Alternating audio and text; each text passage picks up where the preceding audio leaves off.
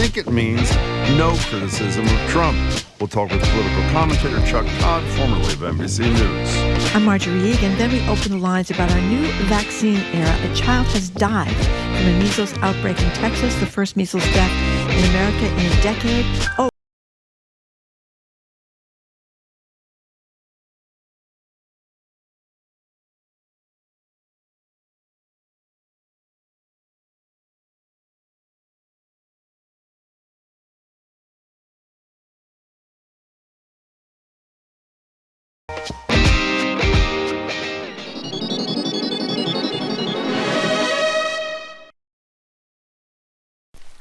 Live from NPR News in Washington, I'm Windsor Johnston. The White House will continue to withhold funding from the U.S. Agency for International Development. The Supreme Court on Wednesday paused a lower court ruling that required the Trump administration to pay nearly $2 billion in foreign assistance to the organization. NPR's Fatma Tanis reports the agency has been effectively gutted. Those grants funded all kinds of humanitarian and development projects aimed at disease control, migration prevention, hunger prevention, supporting human rights. And the same process has happened over at the State Department, where most foreign assistance grants, around 4,100, have been cut. The State Department says they've saved about $60 billion, which is around 1% of the overall federal budget. That's NPR's Fatma Tanis reporting. President Trump is meeting with British Prime Minister Keir Starmer at the White House today. NPR's Franco Ordonez reports they're expected to focus on negotiations to end Russia's war in Ukraine, as well as Britain's opposition to U.S. tariffs. The UK Prime Minister visits Washington days after the French President, Emmanuel Macron, spent the afternoon at the White House, urging Trump to maintain U.S. support for Ukraine. Keir Starmer will be echoing those calls, and he hopes to woo Trump with his recent announcement of an increase in defense spending as a commitment to boost Europe's security.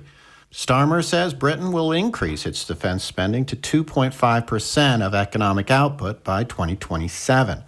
Trump has spent much of his first few weeks back in power criticizing U.S. allies for not spending enough on defense, while his own administration builds stronger ties with Russia.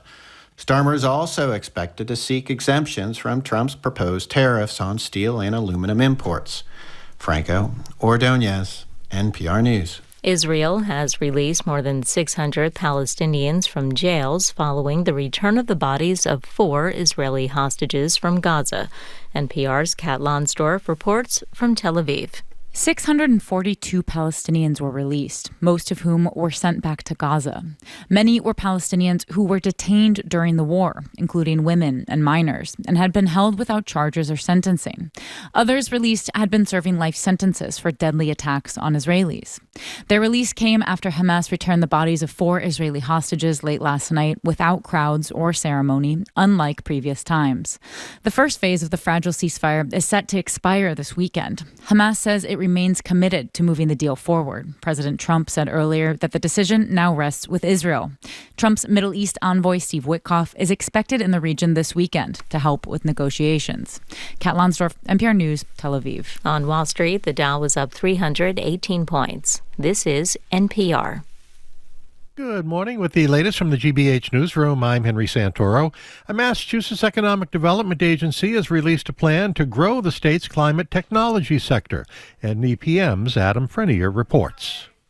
Climate tech, as it's known, is an industry which looks to come up with solutions to combat and adapt to climate change. The Massachusetts Clean Energy Center is spearheading the effort. Jennifer LeBlond is with the agency. This is an emerging industry, and Massachusetts is already at the forefront of this emerging industry, and it has enormous potential to have significant economic development goals. Some of the strategies to foster business growth include providing grants and tax incentives.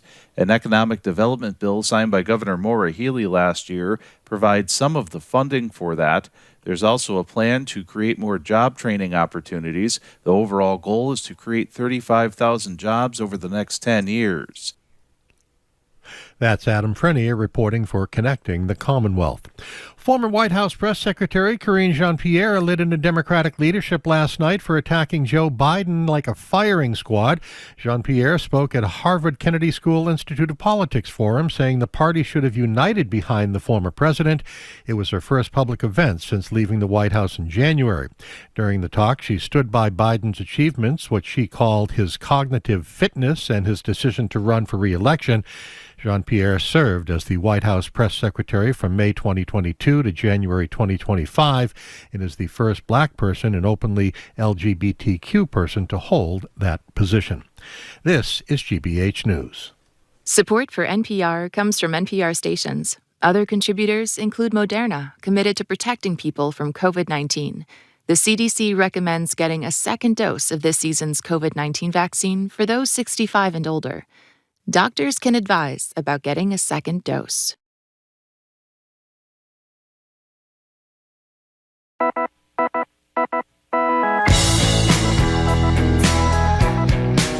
Eastern Brady, I am Marjorie Egan. You're listening to Boston Public Radio 89.7, GBH Live from Brighton and live streaming at youtube.com/GBH News. Tomorrow, we're going to be back at the library live with music from the players with the Black Arts Institution, Castle of Our Skins, plus an interview with Yvonne Howe. She's Secretary of Economic Development in Massachusetts at a time when the core of our economy here, so-called eds and meds, as Shirley Leung talks about, education and medicine, is under serious threat by Trump's agenda. Hello, Jim. Hey there, Marjorie. So in this age of AI, where anyone's voice can be replicated and imitated, a lot of our listeners and live stream viewers have accused us of artificially manufacturing some of our guests who call in by phone. Well, today we have an answer to those tinfoil hat types.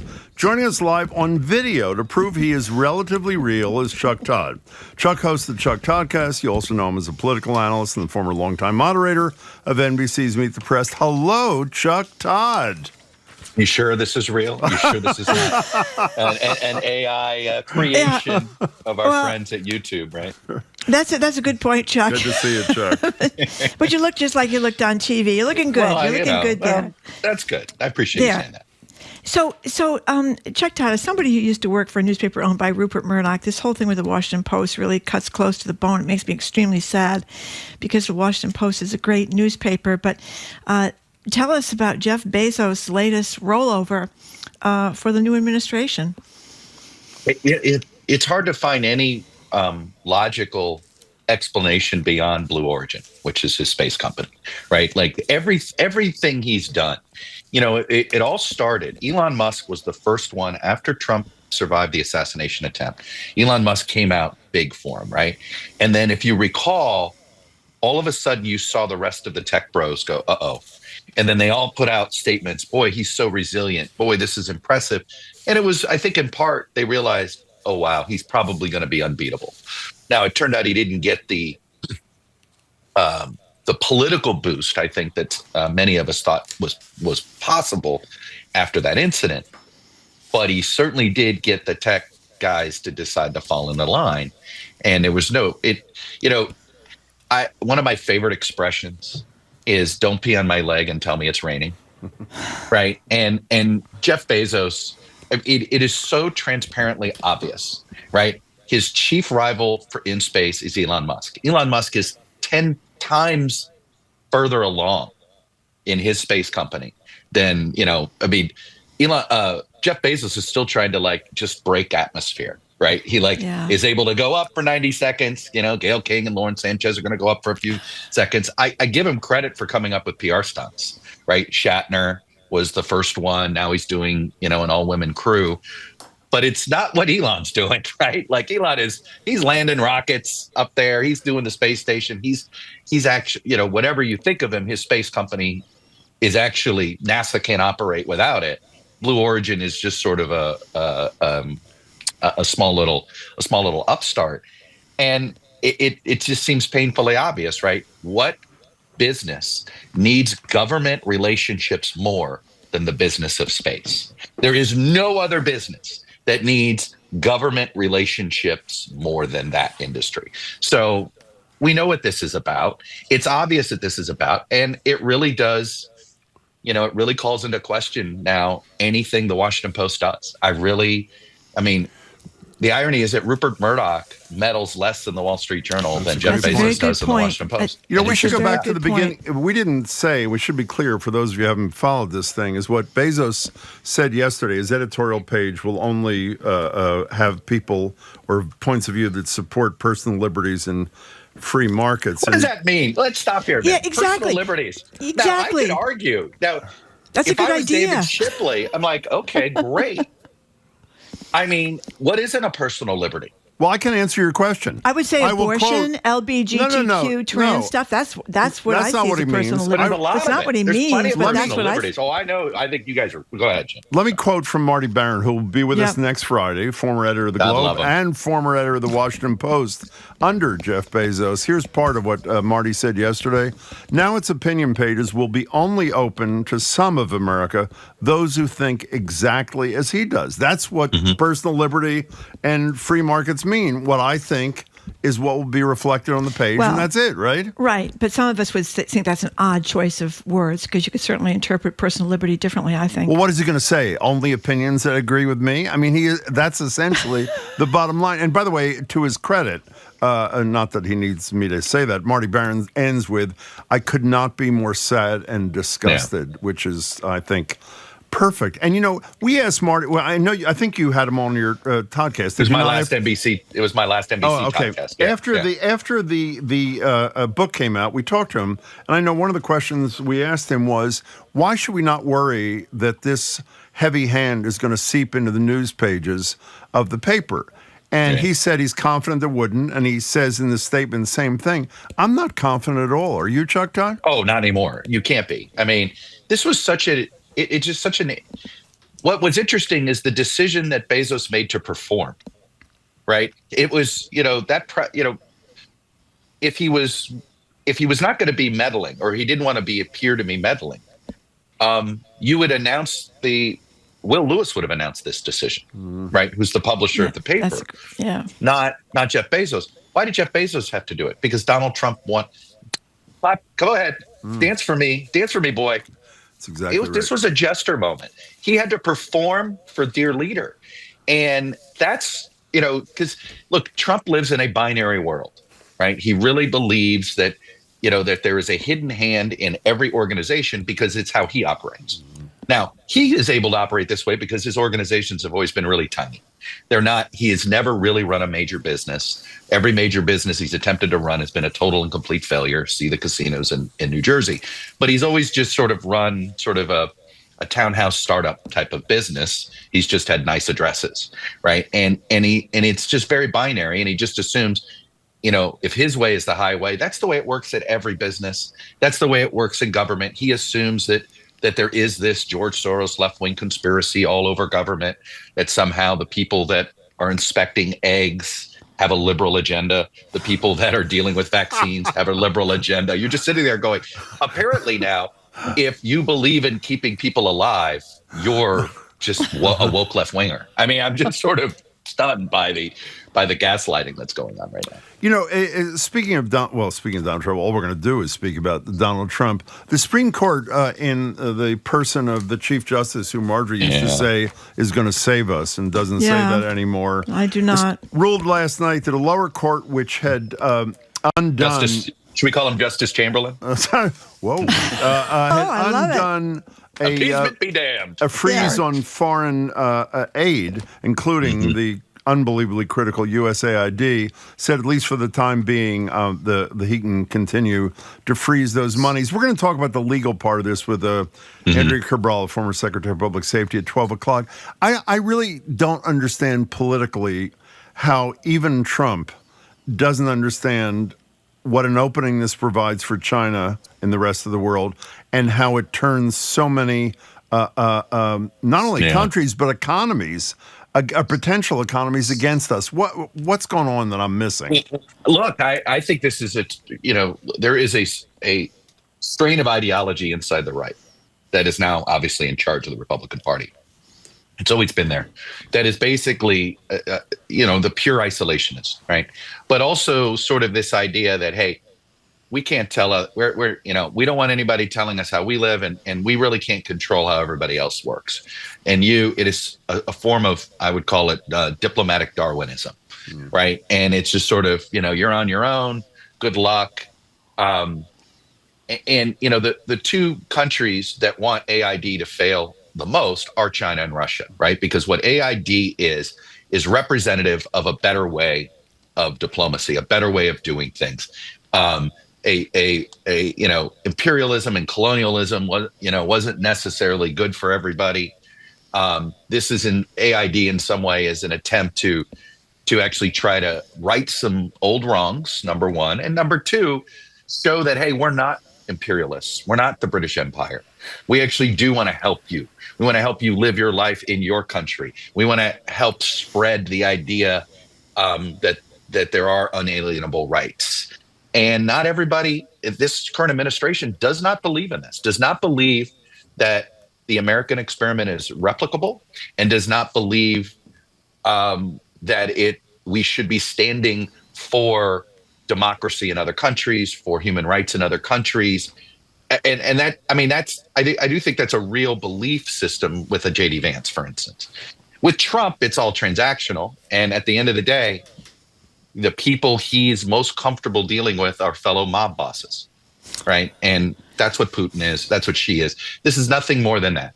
The Gulf states, right? They're, whatever you want to call them. They're not really monarchies, right? I know they're called monarchies, but they're basically benevolent dictatorships, or malevolent, depending on who you are in those countries.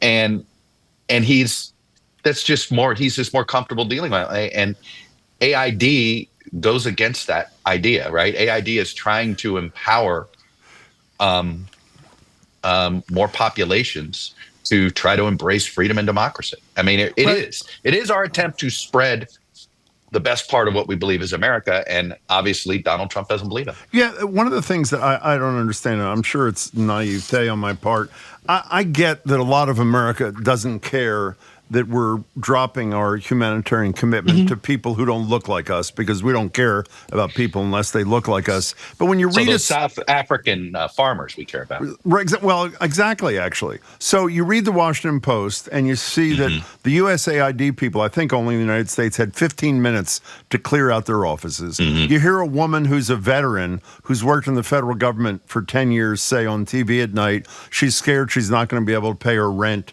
next month. Does that not connect to a person who is otherwise all maggot up, Chuck Todd? Hey, I just read another story in said Washington Post, of all places, about a woman who worked for the Forest Service and who was trying to pay for IVF, and voted for Trump because he thought he was going to provide free IVF. That obviously hasn't happened yet. One, oh, and by the way, she just lost her job because she was within the 2-year, she was in a probationary thing. And it's just it was a small town in Michigan. This is not about a government worker in Northern Virginia. I know everything they're doing is through the lens of politics. And the irony is their accusation is, but the other side, right, has been doing this with politics. And it's like, no, the minute you run the government like a political machine, you end up with the corruptness that we had in the 19th century. It took a presidential assassination for us to sober up about political patronage. It's the Garfield assassination. And it was after that we made some attempts, the beginning attempts, to try to protect the civil service from political patronage, too much of it, right? To the victor go the spoils mindset. And, there's only one of two things that I think is the real goal here by the true believers that are orchestrating this, which is Russell Boyd and Elon Musk. Russell Boyd is the OMB director and the godfather of Project 2025. Right. Yeah. Right. Which again, Trump just blatantly lied to the American people, right? He said that has nothing to do with what I'm going to do. Well, it turned out it's exactly what he was going to do. But the goal is, it's one of two things. Either make the government make sure the government doesn't work as well, so that it reinforces the belief that government doesn't work well. And if you basically cut off government, at places where where people see it not working, right? At the Park Service, the Kennedy Library. That's one of my favorite stories that has happened. I'm sure you guys have been all over that. Yeah, you know, they in some of these rehired him, places, though, right? I did. well, somebody had to do the ticket taking, right? You know, but you know, they either one of two things, that either they hope government doesn't work, or in their minds they're only going to hire people who pass a loyalty test, and they think that that's somehow going to embed their power. I actually think it isn't. You know, what's interesting, and I do think where they'll feel some pain here is, you know, who gets preferential treatment when it comes to government hiring? And I'm curious to see if this is still legal with the president's DEI initiatives. Veterans. Yeah. Veterans get preferential hiring treatment. But now that he's canceled DEI, is that allowed anymore? Should that be the case? Should anybody be getting preferential treatment? Well, right? as I learned this The week, 30% you know, of the federal workforce are veterans whom we purport to all love and respect. Well, and the reason is veterans sometimes have a hard time getting a job in the private sector for, frankly, unfair stereotypes about veterans, right? You know, when it comes to, you know, PTSD, things like this. So the government has gone out of its way. Essentially, it's been a good way to limit veteran homelessness, which is something that is an issue, limit, you know, some of this stuff. And you know, these are pretty compassionate programs that are been pretty good to America. And, you know, Trump's just here. I assume this will be bad politics for him if the information ecosystem isn't too broken. And of course, that's the other part of this. Before you continue, Marjorie, I cannot tell a lie. Since I had absolutely no idea who killed President Garfield and why, while Chuck was talking, I had to look it up so I wasn't embarrassed. It was a failed businessman who was seeking a political appointment. Chuck knows that. I did not. So now we're on a level plane. Well, You know, I am talking obsessed with that period, though, because I actually really believe that we're repeating it. I am. So I do. And I encourage you, because it's scary when you read some of these, when you read about some of these incidents, basically post-Civil War through essentially the election of Woodrow Wilson. That era, that 30-year era, boy, are we repeating it. You know, Industrial Revolution, Tech Revolution, robber barons, bro oligarchs. I mean, it's... We need our the only thing we don't have yet is our Teddy Roosevelt. I don't know who that's going to be. Talking to Chuck Todd. Yeah, we're all wondering about that. We're hoping there is one. We're hoping they emerge. So there's a lot of talk, obviously, about Elon Musk profiting enormously from his access to the federal government. Piece from the Washington Post, the aforementioned, talks about how Musk and his businesses have received at least $38 billion in government contracts, loans, subsidies, and tax credits. So it makes the corruption there, the potential for corruption, I should say, with his having access to information about his companies and his dependence on Donald Trump is pretty scary. Well, you saw the FAA is apparently there's an attempt to essentially replace the system. So here he is, right? He controls a big piece of the information ecosystem with X. He trashes the company that he wants, Starlink, the company he owns, to replace in the FAA system. He's publicly trashing them on one. I mean, it couldn't get more corrupt, right? You know, he's using one company that he owns to create a public warped public awareness of, I think it's Verizon that had this contract. And then on the other side here, he's going, hey, use my company, Starlink, to help for this FAA contract. So, no, I mean, it's, again, you know, we're sitting here and it's like, what's so frustrating is literally our legs are being peed on left and right by Elon Musk. And he keeps telling us it's raining. And it is just full on lies, full on. You know, speaking of, one of your great skills, I should say, Chuck, is conveying a video image into words. And maybe you can help us here. A little later in the show, we're going to talk about some of the Oscar-nominated shorts. And I am crushed that a short that was not nominated was Trump's Gaza, which is one of the most brilliant short films I've ever seen. For the few people who have not seen it, could you describe that video that the President of the United States posted, please? Could you describe that? I have not been able to get past the bearded dancers. Because I thought in Trump's America, we weren't going to have that, right? That's right. That's right. And so I don't know how did they grow the facial? How did these No, I'm with humans? I don't know what they are. Were they born women? Were they born men? Were they men who became women or women who became men? Right. But they all had this sort of Middle Eastern facial hair. I don't know how else to describe it. And you sit there and you're like, imagine watching I Dream of Jeannie if Jeannie had a beard. Right? And isn't that what the AI prompt said? Be sure to have people that look like I Dream of Jeannie, but from the Middle East. And that's what they gave us. Oh my God! If people haven't seen this thing, by the way, it is the height of absolute gold statue insanity. of Trump and the oddly overweight picture that you'd think he would have posted a more buff picture of him and Bibi. No, on the beach at the end there, in their bathing suits. At least there was a little authenticity. Showed you that maybe AI, you can't totally, you can't, you could manipulate AI only to a point, right? They're not going to let you have these fake buff bodies there. But, I am not a believer in the whole multiverse that we're all just living a simulation and there's 50,000 other simulations. But when you see stuff like this, you're like, well, maybe we are just in a weird timeline that we got messed up with, and we just don't know how we got out of it. I mean, literally, since Trump's been president, the stock market's gone way down. Measles outbreaks are way up. We literally have taken the side of Russia versus our allies in the West, and he's been president for 37 days. He left out eggs. He's bringing down prices on day one, and we're a little bit behind.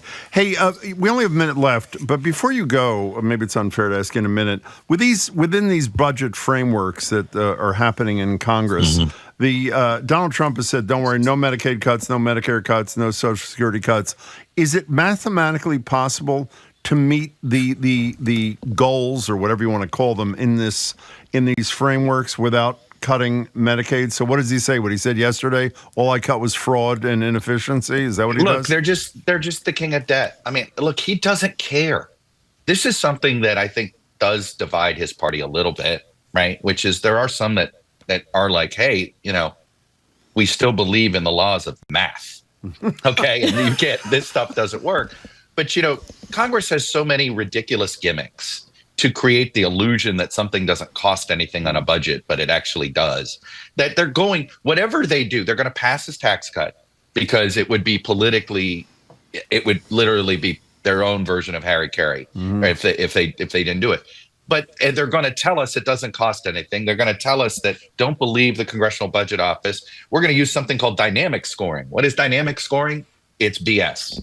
It's just magical thinking that, hey, only in Washington and only among a certain crew of people do they say, if we take in less money, we will somehow make more money. And you're just like, what? Like, it just doesn't, it'll bring the deficit down if we get less tax receipts, right?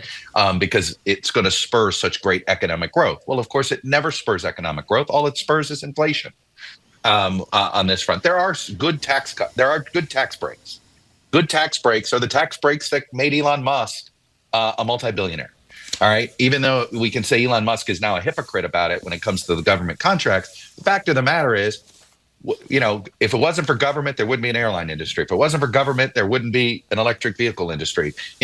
That a good, smart government does help incubate, does help encourage. We created this idea of not taxing the internet for about 10 years as a way to help internet commerce get a level playing field. That's an example of government using tax breaks to encourage economic growth. What doesn't encourage economic growth is just slashing the tax rates of rich people. Because you know what rich people do? They sock it away. They do sock it away. You know why a rich person stays rich? Because they keep their money. Yeah. They don't overspend it. And that's, by the way, another argument for tax cuts for the middle class, because unlike those rich tax cut recipients, the middle class spends it. But here's the problem. What the irony is that if you really want to tackle the deficit, everybody's going to have to give something here, and it's just politically impossible to do it. On that upbeat note, Chuck Todd, it's great to actually see you. We look forward to many more. Yeah. Do I confess that I just put on a quick collared shirt so I didn't look like I was totally just in a gym? We knew that, I Chuck. see the way you're dressed, Jim. I was like, And Jim has got the same thing every day. I dressed up too much. I didn't. You have to worry apparently about did. it. You'll know for next week. Hey, Chuck, it's great to see you. Literally, you don't and have to worry about it with him because almost anything you wear will be an fine. Thank you very much. I appreciate that. But I'm bummed.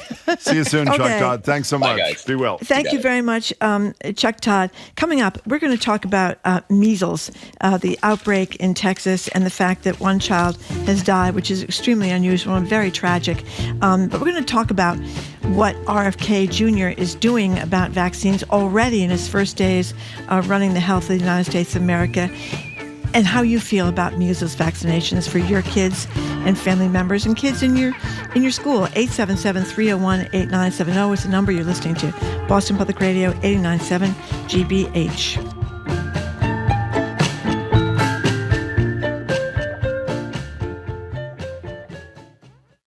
I'm Jared Bowen. Today on The Culture Show, we're getting a jump on Mardi Gras by way of the revolutionary Snake Ensemble. Saxophonist Ken Field and trumpeter Jason Palmer join us for an in-studio performance ahead of their Mardi Gras show at Scullers. We'll also be joined by the new director of the MIT Museum, and Mass Art President Mary Grant joins us for our monthly conversation about the latest in the arts and higher ed. That's on The Culture Show today at 2 on 89.7 GBH. Our programs are made possible thanks to you. And Celebrity Series, presenting An Evening with Meow Meow, live at Sanders Theater on March 15th, featuring a performance of full cabaret classics, covers, and sparkling wit and humor. Tickets at celebrityseries.org. And MIT Federal Credit Union, helping members get started on their savings journey with the MIT Federal Credit Union Starter Savings Account, federally insured by NCUA. Memberships open to the general public. More at mitfcu.org.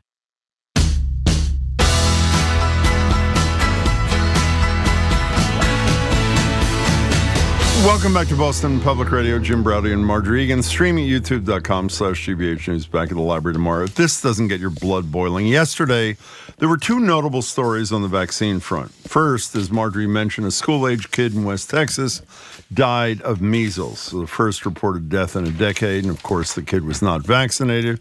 Meanwhile, that state is facing its largest measles outbreak in 30 years, 124 cases so far across 9 counties. Second, yesterday, Health and Human Services Secretary Robert Kennedy Jr. canceled a second vaccine advisory committee. This one was scheduled, meaning he had canceled one last week on vaccine policy.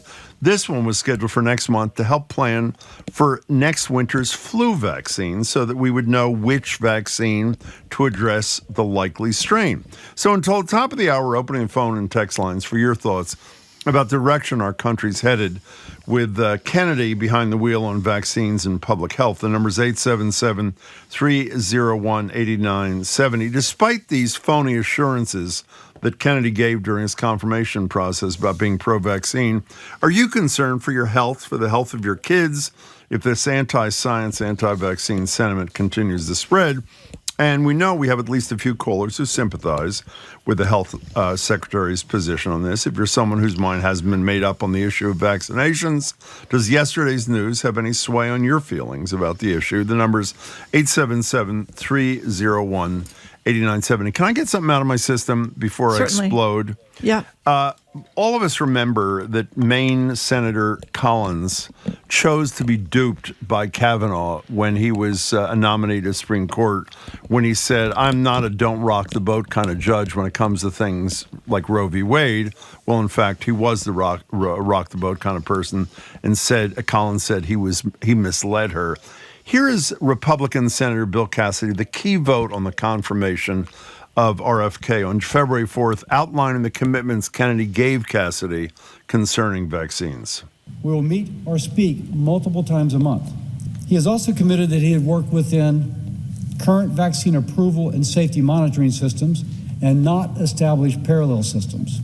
If confirmed, he will maintain the Centers for Disease Control and Prevention's Advisory Committee on Immunization Practices recommendations without changes.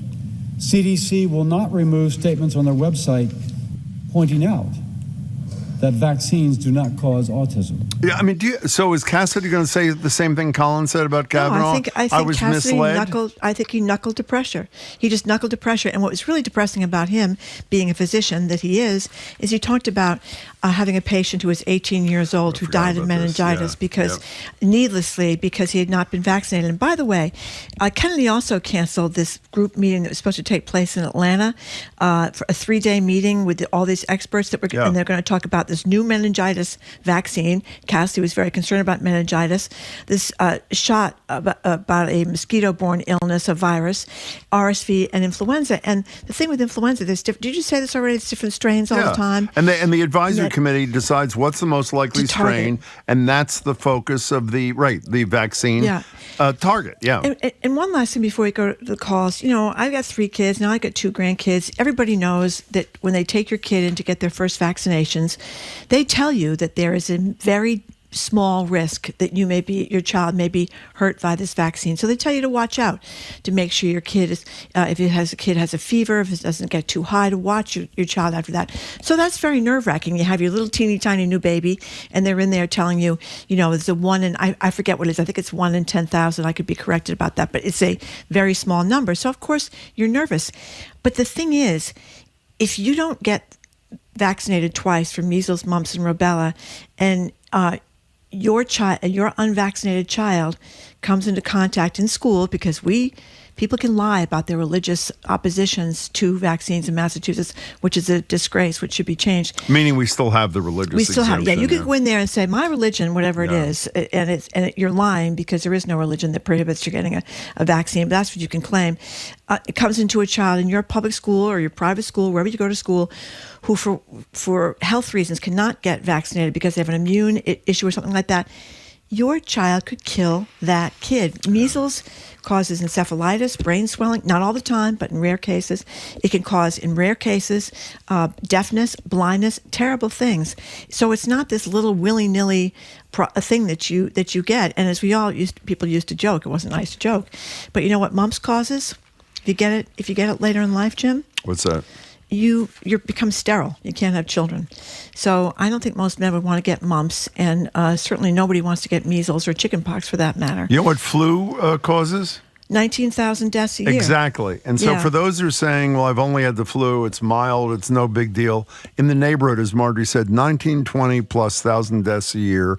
And the advisory committee that was intended, I think on March 13th, I'm not sure, to decide what's the most likely strain that should be targeted by a vaccine will not be meeting, because this guy believes in vaccinating his own kids, but telling you that there's no such thing as a safe and effective vaccine. It's really a disgrace. And the fact that Cassidy allowed himself, well, you say not duped, that he just gave in to press, it's grotesque. We want to know if you're worried, if you have kids out there, family members who are, have some autoimmune things. Are you worried about this leadership group? I use the term loosely, based upon what you know and based upon the cancellation of these 2 meetings. 877-301-8970 is the number. And by the way, there's no reason given, as far as I know, for the cancellation of these 2 vaccine meetings. Yeah, and by the way, we're getting a note now from our staff that some people in Muslim populations are worried about the use of porcine non-halal ingredients in vaccines. Muhammad was not alive when vaccines came to be, so that's a post-Muhammad kind of add-on. Like you can say with Christian Scientists, some people don't like to get vaccinations, but even there they can go in. The point that I think is that the major religions, Judaism, Christianity, Islam, vaccines were not around when the rules and regulations of those religions were formulated. Let's take some calls about the policy, about the personalities, and about concern you may have about the safety of your family and neighbors. Bethany in Weymouth, you're first on Boston Public Radio. Welcome to the show. Hi. Thank you. Hi, Jim and Marjorie. How are you? We're good. Nice to talk to you. You too. I'm a registered nurse. I work in public health. Great. And I'm absolutely terrified. Sorry, I don't mean to get emotional, but I feel like RFK Jr. is abandoning. I feel like our government has abandoned us. I am considering picking up and moving to Canada, to be honest with you all. Are you really? Yeah. I'm looking into transferring my license from Massachusetts to Canada. I'm looking at the process. But also I'm not ready to give up. So I feel like we need to just listen to the smart people. Listen to the scientists, listen to the American Medical Association, listen to all the literature that we can, because there are people that are out there that are still willing to help. So, Bethany, I don't want to depress you more, and then you can continue. We discussed a few weeks ago I'll use my word, not yours, the cowardice of the American Medical Association in terms of their failure to come out and oppose the nomination of RFK Jr. So even if in normal circumstances, caring people who care about their families and their neighbors kids might look to them, there's a lot of disenchantment with the medical establishment now, too. Yeah. Not people on the ground like you, but people who should have the courage to speak out, You know what I wonder, Bethany? Absolutely. Do you come into contact with people? Do you have anything to do with giving vaccines in your practice or not? I do. Yeah, I have given flu vaccines the majority of my career, which is 22 years. I come across people who are vaccine hesitant. I understand, and I try my best to educate them. I'm a mom, so I know about, doing all the vaccine schedules. I used to care for pediatric patients, and we had a lot of moms who had premature babies who were just terrified of giving vaccines. And I said, if you don't give these vaccines, your baby might end up back in the hospital. So, vaccines have been around forever. I don't understand. I get it that it was weaponized by Trump with COVID. I understand, but people in the medical community as a whole, just really have to stand strong and educate.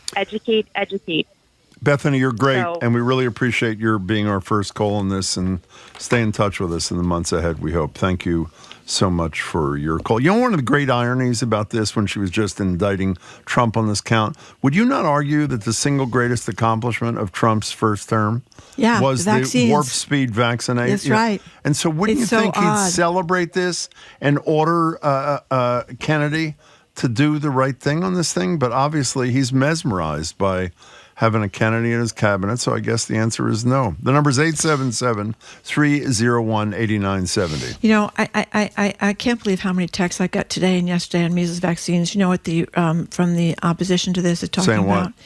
There were illegal immigrants hadn't been vaccinated.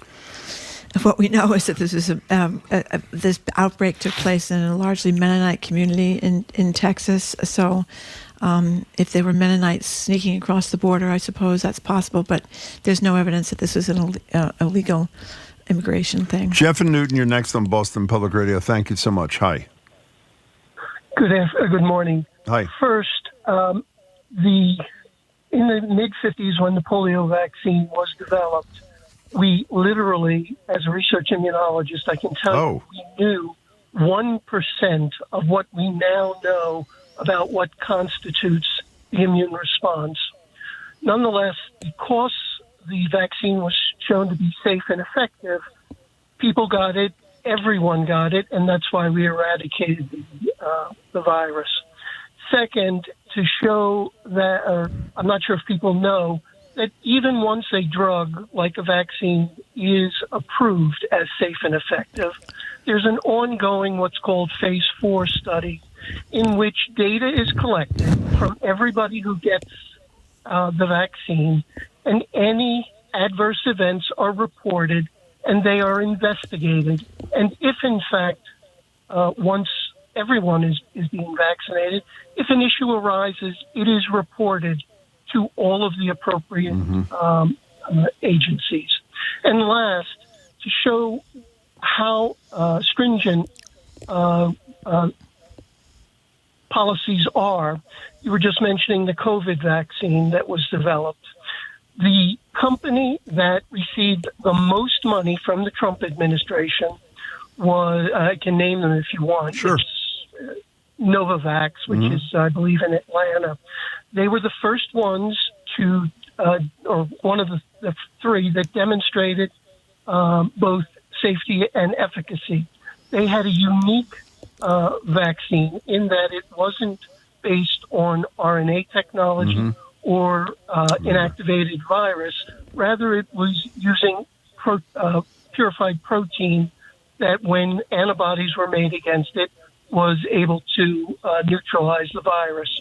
Even though they had the earliest data for safety and efficacy, it was the last vaccine that went into the clinic because in addition to all of the testing, there's also regulatory requirements that have to be met.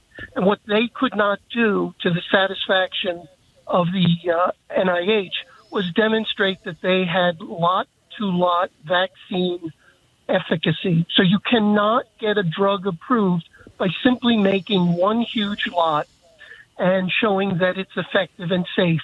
You have to be able to make multiple lots and show that they all have the same efficacy, the same stability, and the same safety.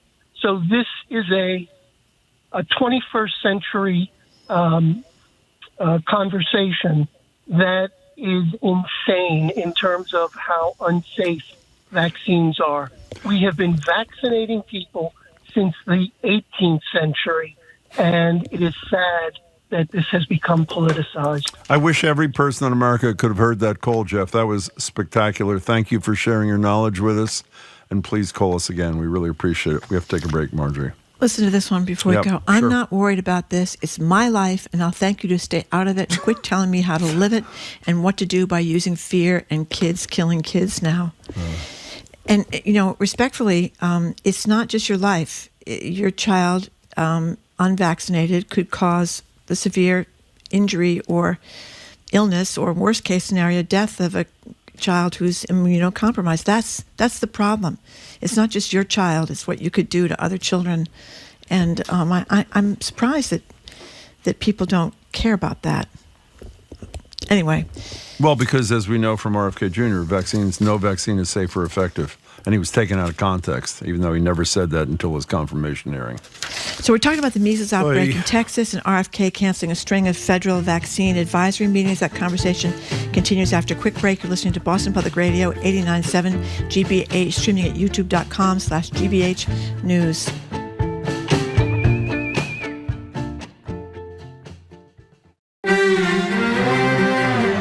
The U.S. and Vladimir Putin, it has been an icy relationship, one that American presidents have been trying to thaw for decades. I wouldn't have invited him to my ranch if I didn't trust him.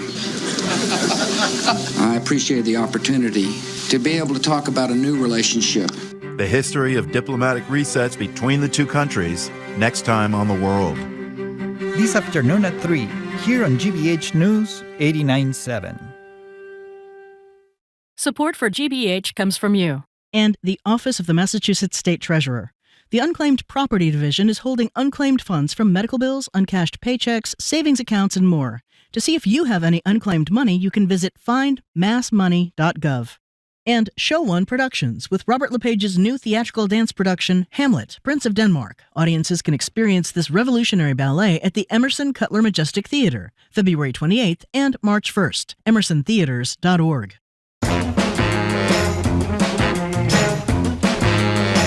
Welcome back to Boston Public Radio. Jim Browdy and Marjorie Egan. We're streaming at youtube.com/GBH News. Back at the library tomorrow. Next Wednesday at the library, the Attorney General will join us for an hour. I think it's at 1 o'clock. If you're just tuning in, we're talking about the measles death of an unvaccinated child in Texas and the behaviors of the new Health and Human Services Committee Secretariat Kennedy, who I think it's fair to say lied to during his confirmation hearing about his views on vaccines and what he would do once installed. As we said, he was canceled the first two advisory committee meetings on vaccines since his ascension to the chair. Our number is 877-301-8970. One quick thing. One of these statistics in this story from the New York Times about unvaccinated children said that only 82% of the country's population have received the MMR vaccine last year, which is pretty low. They need to be up around 95%. 95, yeah. Yeah, for that so-called immunity to stave off these big outbreaks. So we're really doubting it. I think COVID must have started it. We got a text a little while ago said, my daughter's a little over a year old, up to date with the vaccines. My family got nervous, got in her head about giving her the COVID vaccine to her, oh gosh, I got to get rid of this blocking thing, to her young baby because they were questioning whether the COVID vaccine was safe. But then her sister got COVID bad twice in less than 3 months, and it hit her so hard. That's the sister. She said she wasn't going to risk her daughter getting this. A lot of women get the COVID vaccine when they're pregnant to pass some of their immunities along to the newborn because the newborn can't get COVID vaccinated until they're 6 months old. You know, one last thing for that texter, so we're spreading fear. Let me spread a little fact for that texter. I repeat, the same guy who is doing whatever he can to breed vaccine skepticism in this country, as he has for years and years and years, and made a ton of money doing it, Kennedy, every single one of his kids is fully vaccinated, proving the fraud of this dangerous character. I'm sorry. And it's also not just this is Mennonites. We said there's other different religious groups that may not be keen on getting vaccinated, and you've seen some outbreaks before in places like Brooklyn. They've had outbreaks, but you know, a lot of this is upper middle class neighborhoods. You know, where parents, you know, they don't want to take any risks for their dying little kids, so they don't get their kid vaccinated, and they enter school without their kid getting vaccinated because they claim a religious exemption. I've mentioned many times we had a horrible chickenpox outbreak in Brookline, which is a fairly affluent town, in 7th and 8th grade because people had not been vaccinated. And chickenpox at that age can leave you terribly scarred. You know, it's best. That's why they used to have the chickenpox parties back before the vaccine. You can't explain what that is. People may not know. Well, if there was chickenpox in the neighborhood, you bring your 1-year-old, and then 1-year-old would get chickenpox. It wouldn't be bad. They might get a little one pock on their stomach or something like that. They wouldn't get intensely ill. But if you get older in life, the older you are, the worse it can be. And that's why they had the chickenpox parties. And they got the vaccination, 25 years ago or something like that for I never heard chickenpox. the word pock before as a singular thing until you just used it. But I guess that's the whole concept. I guess one pock. We usually get many pocks. And like I said, they can leave terrible scars. Let's go to David in Taunton. David, welcome to the show. Hi. Hi, how you doing today? Good. So I think everybody needs to ratchet down the hysteria. Like, obviously, you know, he has made past statements, but he has not made any public pronouncements since he got through. And not all vaccines are the same. And the other thing, the hypocrisy is that the doom and gloom on this show about, geez, everybody's going to die. You have no faith. When do we say that, David? David, you can criticize us, and we welcome it. You can't lie about what we've said. When did either of us say everybody's going to die? But let me just interject something. Marjorie said years ago, and I'll never forget it. During COVID, before the vaccine came out, Marjorie made a statement about how, you know, they used to have sick parties where they get all the kids in one room. Said it again. Let's just get it over with. She just said it again. That wasn't COVID. Right. That was chickenpox. Chickenpox, yeah. No. But you said it during COVID. You said that on the show. I was listening to it, and this was before they had come out with the COVID vaccine. And you said everybody should just get in one room and get it over with. That was your advice. I would say that's very unlikely. But go ahead. Call that. Go ahead, David. Go ahead. So my point is, not all vaccines are the same, and you have no. What do you mean? What do you mean, David? What do you mean, David? All vaccines aren't the same. What are you talking about? Well, they all have, as far as the effectiveness, some vaccines are more effective than others, and some vaccines are manufactured differently than others. Some use an RMNA antivirus, some use a dead virus. But so, you know, I have faith that human beings can make their own decisions, and you act as if because RFK says something that everybody is going to. When you have the highest position in the health community, and you mislead the American public. And by the way, David, he has spoken. You said he hasn't spoken since he was confirmed. He's spoken twice by canceling the only 2 advisory committee meetings who's on vaccines. The advisory committee, though, Jim? Who's on the advisory committee? The finest experts on vaccines in America. That's who's on those committees. Who are they? Who are these experts? I mean, you don't even know who the of course experts are on by the way, advisory committee. David, please don't be belligerent. If you knew who the experts, David, if you excuse one me, of them. how about Paul One of them Offit? is You wanna- Dr. Paul Offit, Exactly. a member of the FDA's Vaccine and Related Biological Products Advisory Committee. David, are you an expert on vaccines? He is apparently, yeah. I'm as much an expert on vaccines as you and Jim are. Well, I'm not an expert. No, David, can we pot him down a second? Actually, I am more of an expert than you are, even though I'm not an expert. What I know, David, is the danger from a vaccine is far greater than the danger of not being vaccinated. And when you say we're creating hysteria, you're spreading just misinformation. Now, I'll give you the last 15 seconds. You can pot him back up and then call us again sometime. I never said vaccines are unsafe. What I said was I have faith in the American population to make up their own decisions based on the information available. And the information is available from a guy whose whole career has been to breed anti-vaccine lies to the American people, and now he's got a platform that's even bigger. David, thanks for the call. We appreciate it. The problem with David's thesis that we should all make up our own minds is that you're making a decision not to get vaccinated could be very, very dangerous to other people. That's the issue. You just can't be selfish about this. We live in communities, and how many children are in the hospital now in Texas? Up to 20? 130 some have gotten it, but roughly 20. You're pretty sick if you're in the hospital, and they're worried, as I say, about bad things from measles. And look at polio. I mean, Mitch McConnell has polio. Many of us know people that have polio. My cousin have polio. It is My mother not had fun. polio.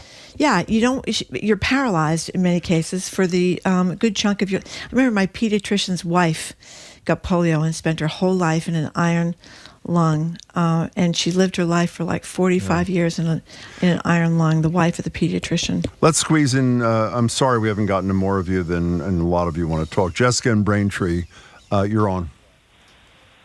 Hi, thank you so much. I just want to say really quickly a couple of things about folks that say, the flu is mild, et cetera, et cetera. There are many cases of flu that are mild.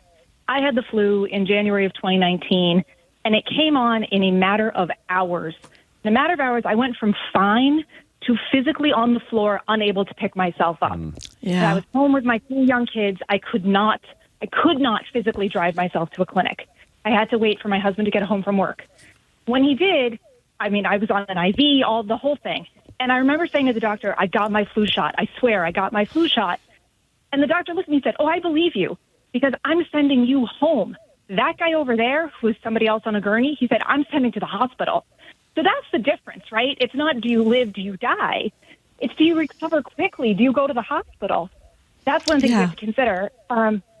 Also, as a parent, when we talk about vaccines and things like that, and the people that say it's my life and I should choose, et cetera, your right to choose ends when you leave your home, okay? So if you're putting your children into the public school, then you have an obligation to the public, right? I think we're all old enough to remember when you could smoke in restaurants. You can't do that anymore because we know it's a detrimental thing to other people. Your right to drink alcohol in your home, drink your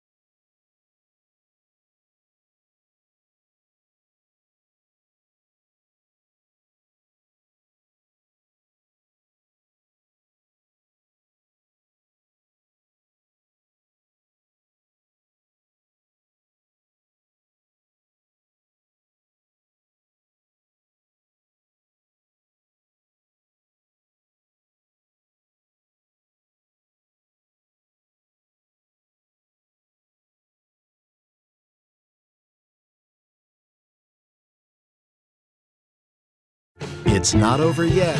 More smart conversation about community issues is up ahead with Jim Braude and Marjorie Egan on Boston Public Radio. Right after a news update from NPR. Stay with us here on GBH 89.7. Funding for our programs comes from you. And GM Roth Design Remodeling. Dreams delivered. With custom kitchens, bathrooms, and additions. Serving New England for over 39 years. Learn more at gmroth.com. On American Experience, explore the life of the influential author and anthropologist whose work reclaimed and honored Black life. Don't miss Zora Neale Hurston, Claiming a Space, tonight at 9 on GBH2. You're listening to 89.7 WGBH HD1 Boston. Online at gbhnews.org. GBH News. What matters to you? I'm Jim Braude, head on Hour 2 of Boston Public Radio. Chief Justice Roberts halts lower court decision ordering the Trump administration to release $2 billion in frozen foreign aid. And Clarence Thomas.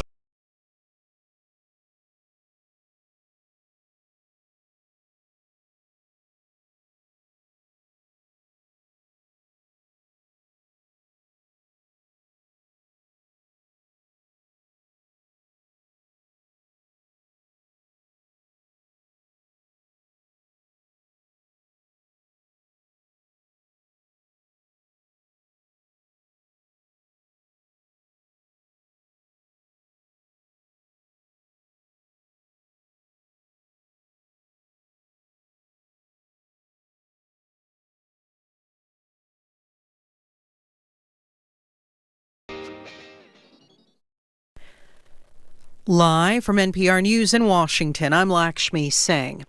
President Trump's threatening to impose 25% tariffs on the European Union, which he's described as a bloc created to undermine the United States. EU Foreign Policy Chief Kaja Kallas says the EU was formed so there would not be any more wars in Europe and questioned Trump's remarks in light of the U.S.'s long-standing alliance with Europe. Kallas spoke to the need of making Ukraine a member of NATO in light of Russia's invasion of Ukraine and threats officials have said Russia poses to democracies worldwide. If we don't get Russia right, we don't get China right either. And it's clear that Iran, Russia, North Korea, and more covertly China are working together to establish a new world order where might makes right. And that is dangerous to everybody, including the United States. EU Foreign Policy Chief Kaja Kallas speaking to NPR's Morning Edition. Trump is due to meet with the Prime Minister of Britain soon on talks about Ukraine. A federal judge in California is slated to hear arguments today in a case challenging the administration's firing of thousands of federal workers. NPR's Andrea Cabral reports labor unions want the court to reinstate those who've been let go. The labor unions represent federal workers who have been fired over the last several weeks, including nurses at the VA and people who work for the Forest Service. They were among those told they were being fired for performance reasons, even though many of them had received positive performance reviews. Attorneys for the unions argue that the agencies themselves had no plans to fire these employees and only did so at the direction of the Office of Personnel Management. In a court filing, that agency's acting director denied there was any kind of mass termination program and said agencies made their own decisions about whom to fire. Andrea Cabral, NPR News. President Trump has suspended Peggy Carr, the head of the country's most extensive student testing programs, known as the nation's report card. We have details from NPR's Alyssa Nadwarny. It's considered the gold standard in assessment of student achievement. The data provide insights on how K-12 students are faring in core subjects, including math and reading. Peggy Carr was appointed by President Joe Biden and had worked at the National Center for Education Statistics, which runs the test, for nearly 3 decades. The Education Department's press office confirmed her leave but did not provide any reason.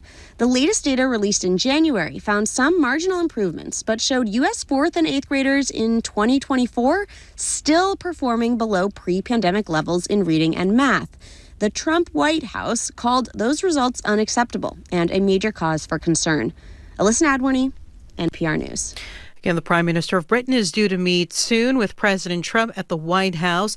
Ukraine is on the agenda, as are other issues between the U.S. and British allies. Dow Jones Industrial Average up 296 points. It's NPR News. Good afternoon from the GBH Radio Newsroom. I'm Henry Santoro. Next year marks the 250th anniversary of the U.S. independence. The many celebrations will be held here in Massachusetts, where the American Revolution began.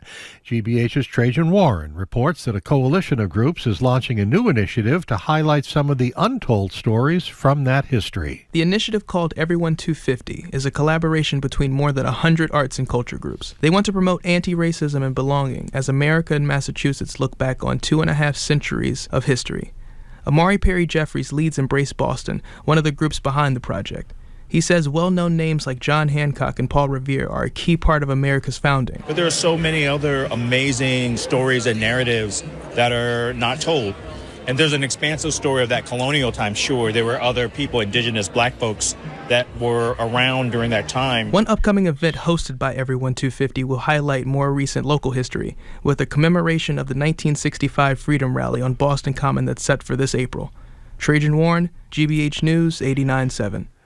Don't look now, but in 10 days, on March 9th, we will spring forward to daylight saving time. Now, what does that mean? Well, it means we'll all lose an hour of sleep, but it also means the darkest days of winter will officially be behind us, with sunsets in New England occurring at 6:40 p.m. and later as the days and weeks go by. Fear not, though, it all comes to a crashing end on November 2nd when we fall back into the darkness and abyss. 48 degrees in Boston. This is GBH News. Support for NPR comes from NPR stations. Other contributors include Fisher Investments. As a fiduciary, Fisher Investments is obligated to act in their client's best interest. Learn more at FisherInvestments.com. Investing in securities involves the risk of loss. This is NPR.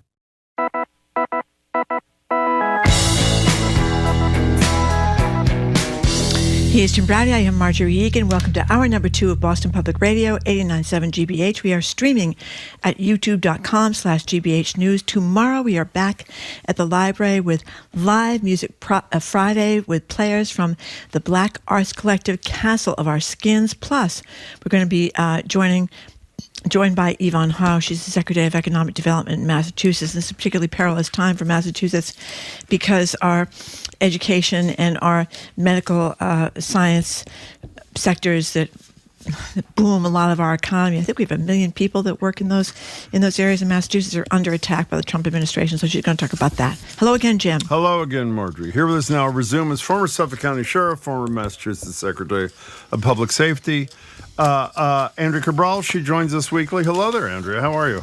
Hello, Jim. Hello, Marjorie. Hello. Hello, Andrea Cabral. So let's talk about, we talked about this with Chuck Todd in terms of the politics of Chief Justice Roberts holding up paying this money, about $2 billion back to USAID and contracts, money that had already been promised to them. But let's talk about the politics of it, what this means for the Supreme Court, because this is kind of the first big case to have reached the Supreme Court. What the Chief Justice did was put a pause. A lower court judge has said, pay them the money.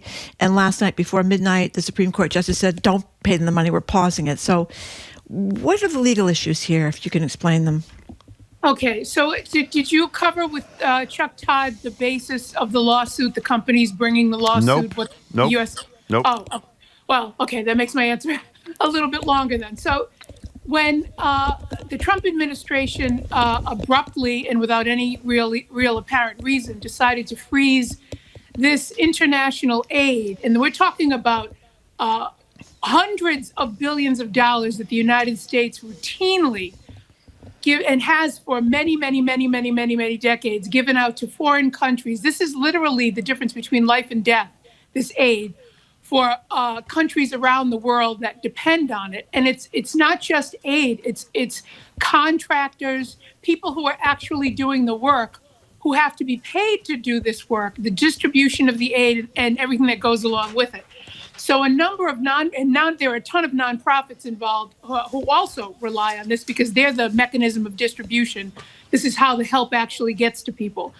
A bunch of these companies, as I say, nonprofits, contractors, and others got together and sued the Trump administration saying, you can't just freeze this money. This is, you just can't do that. And they wanted a court to decide it. So the lower court judge said, that's right. You can't. And from the time at which you decided to freeze this money, there is work that has already been completed, weeks and weeks worth of work that's already been completed, contractors, nonprofits that are depending on getting their regular payment.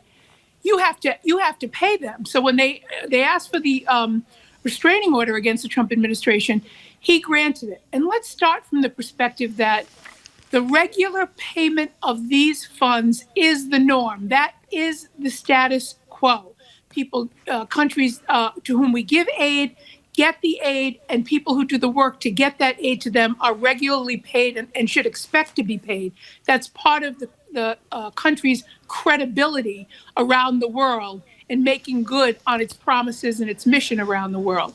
So stopping this funding was absolutely aberrant and abnormal. And to this day, I've not seen any good reason for doing it other than they need to make up money for the tax cuts that are coming, the additional tax cuts that are coming for the wealthy.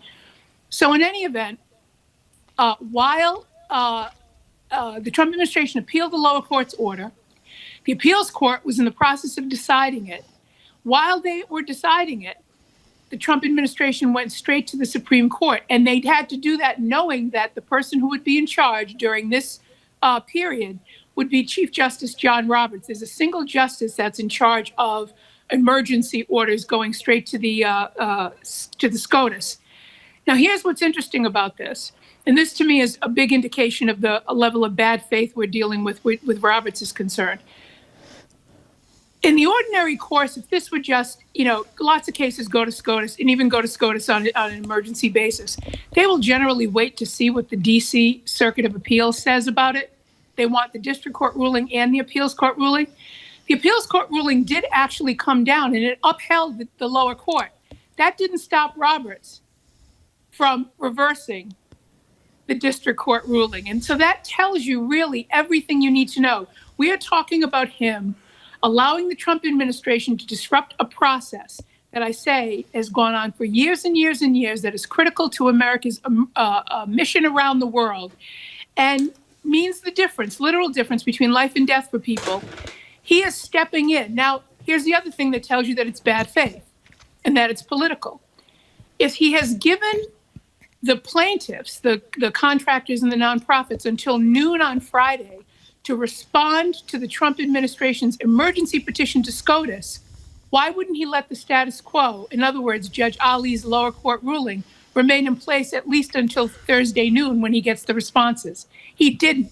This is a literal intervention on behalf of the Trump administration by a single justice acting alone. Can I be clear? Maybe you said this. In addition to the contracting issues and those sort of things, isn't the fundamental issue that underlies everything that Trump and Musk are doing in this case, which is Congress appropriated the money? The job of the president, I think in the Constitution it says, is to faithfully execute the laws.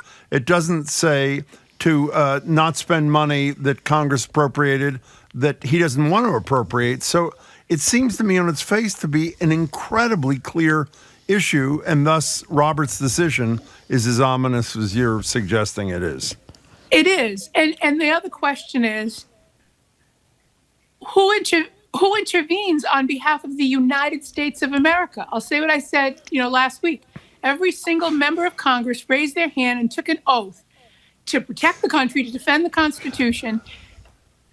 These are contracts. In terms of the vendors that need to be paid, these are contracts with the United States of America that have been sort of for work already completed. This is an exact mirror of what Trump used to do as a private businessman. Right. Hire people, have them do the work, and don't pay them, stiff them, and just walk away. And the fact that we're allowing him to do this on behalf of the United States of America internationally is floors me. The reason I was laughing was not at you. I'm sure everybody has seen the exchange at the governor's meeting between Janet Mills from Maine and Trump the other day.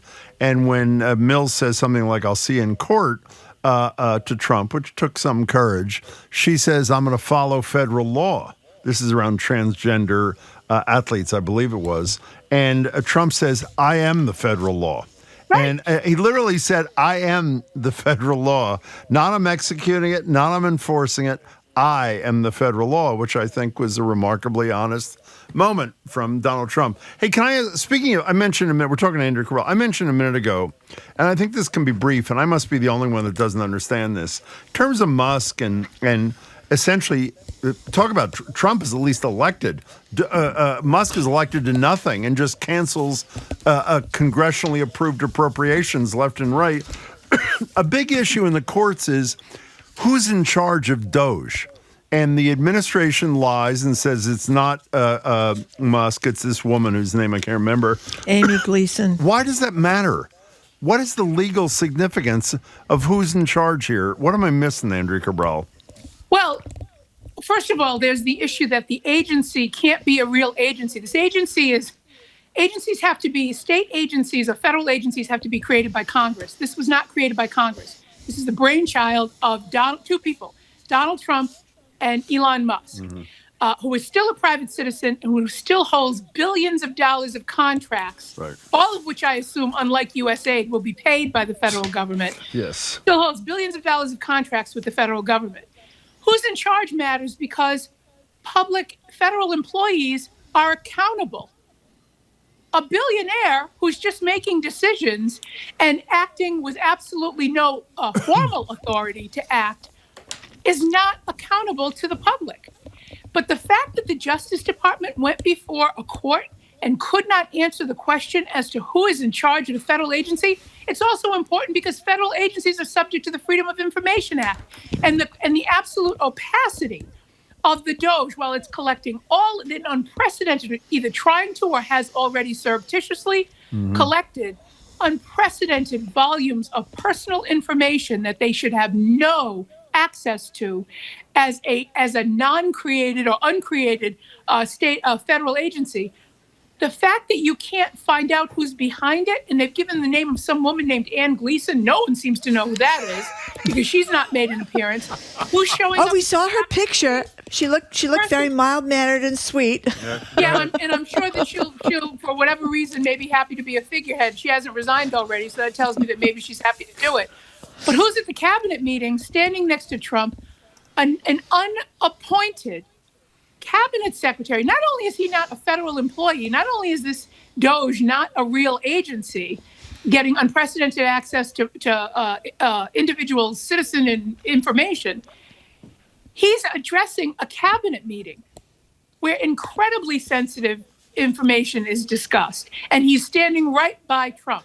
So people should have no doubt as to where this power is coming from. My question again is, whereas every single Democratic member of Congress and I don't think there are any Republicans left that would be willing to do this, but anybody and everybody willing to file a lawsuit, go to court, do whatever you need to do to say, this is a breach.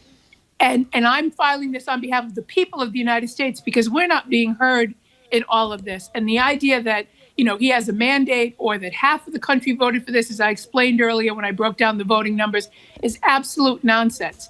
It's a coup that's pretty much completed, and now they're going to try to loot the public fisc. That's exactly what this is about. We're talking to Andrea Cabral.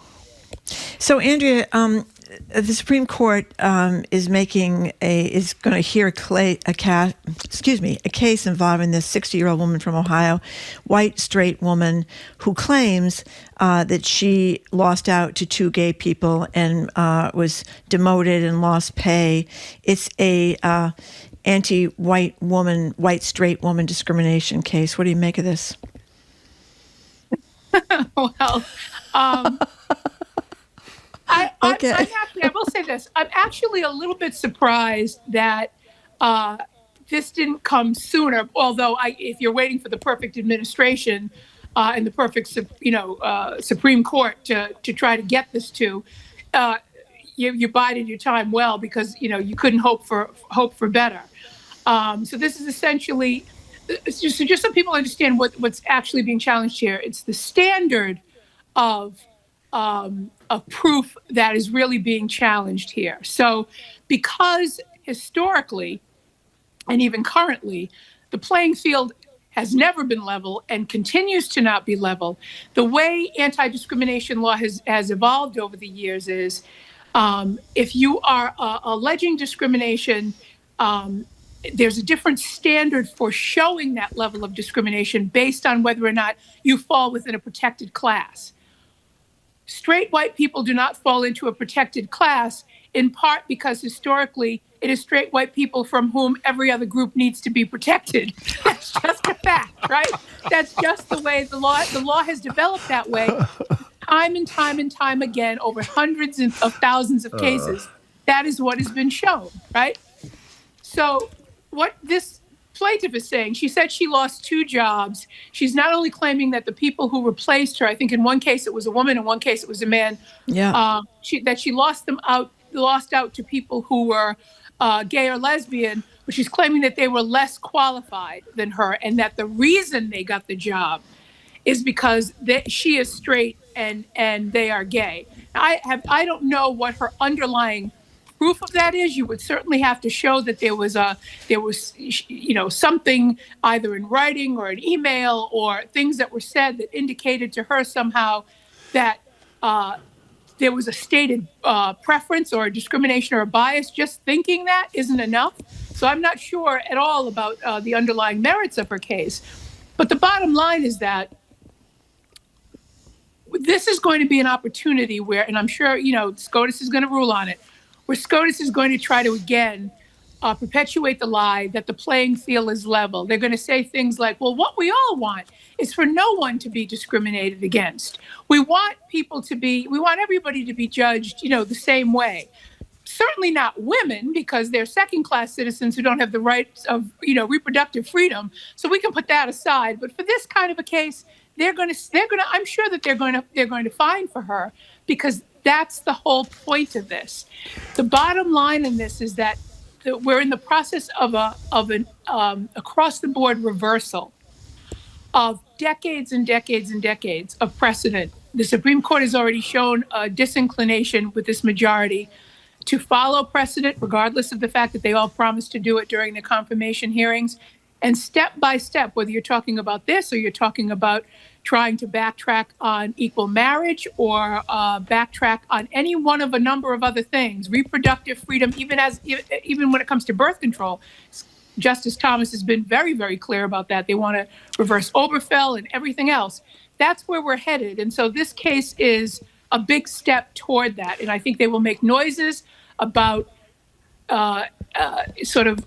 it being neutral, having neutral language or a lesser or an equal standard across the board, regardless of whether or not you're white or a person of color or straight or gay.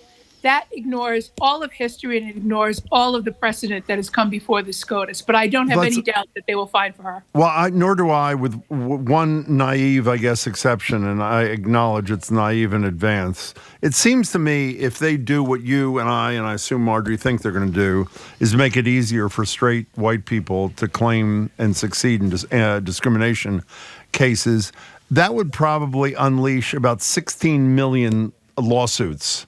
And by the way, that number is not, I don't think, is a gross exaggeration. I think there'll be huge mountains of litigation. Does someone like forget Clarence Thomas and Alito, do the other conservative justices worry about unleashing a torrent of litigation that could overwhelm the courts in this country?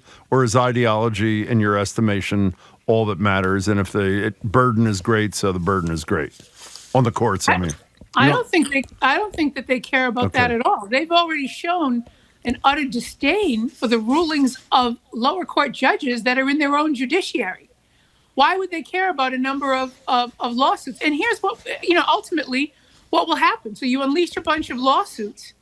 How many of those are going to get settled because people either don't have the time or the money to defend against it? So how many people will get their jobs, will get these jobs that they want, or will get whatever remedy they seek just because that's the path of least resistance? In much the same way as all of this, removal of diversity, inclusion, and equity stuff, the same result that you've had where people just immediately, obey in advance, for lack of a better term. Why wouldn't you have that based on this ruling? What did you see when they reversed Roe? How many people retreated from providing these kinds of services or simply couldn't afford to do it or simply couldn't afford to defend themselves if they were sued for doing it? Can I ask you I think a question on the hard time? Is it okay, Marjorie, if I follow up on that? Or, go ahead. Because we don't have much time left.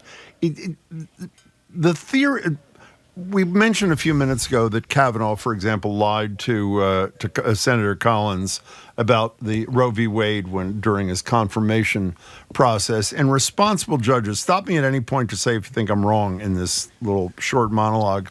Responsible nominees to the Supreme Court say they will honor precedent. Now, the conservative majority is mostly young, with the exception of Alito and Thomas, and the assumption is they'll probably disappear during Trump's term, so he'll appoint 40-year-old Alitos and Thomases. So they have the majority. They have it, let's say, for another 20 years.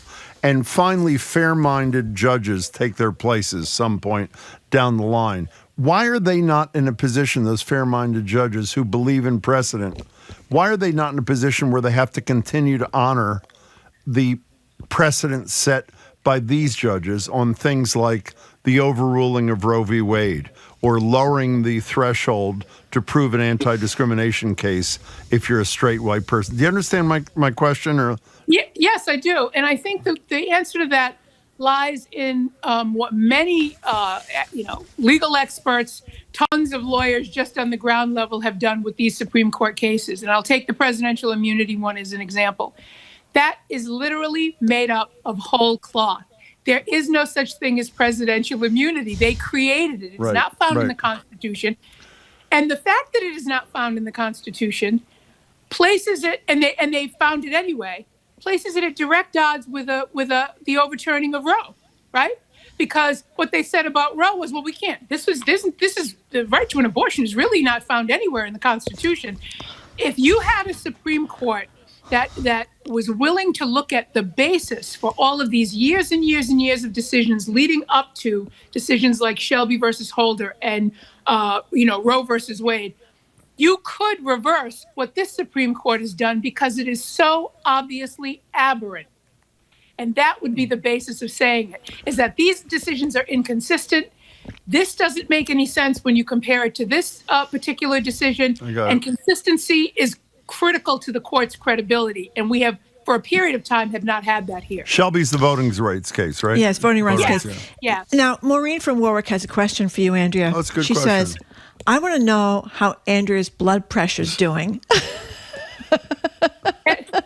It is not great. I will say, I kind of keep it under control, but I have to keep it under control. Thank you for asking, Maureen.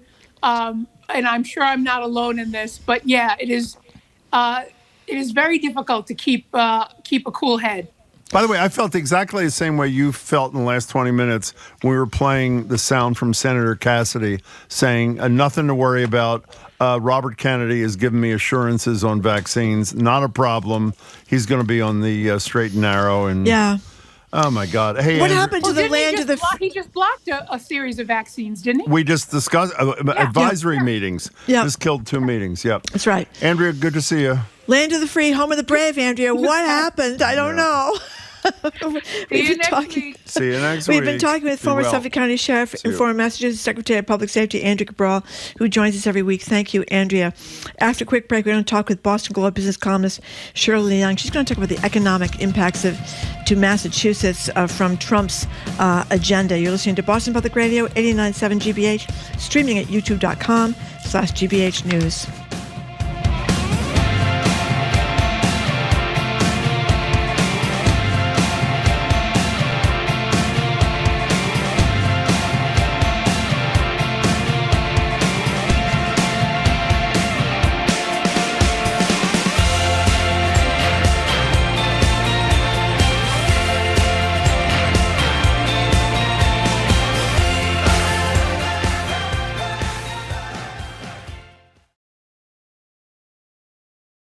Americans spend $100 billion a year on lottery tickets.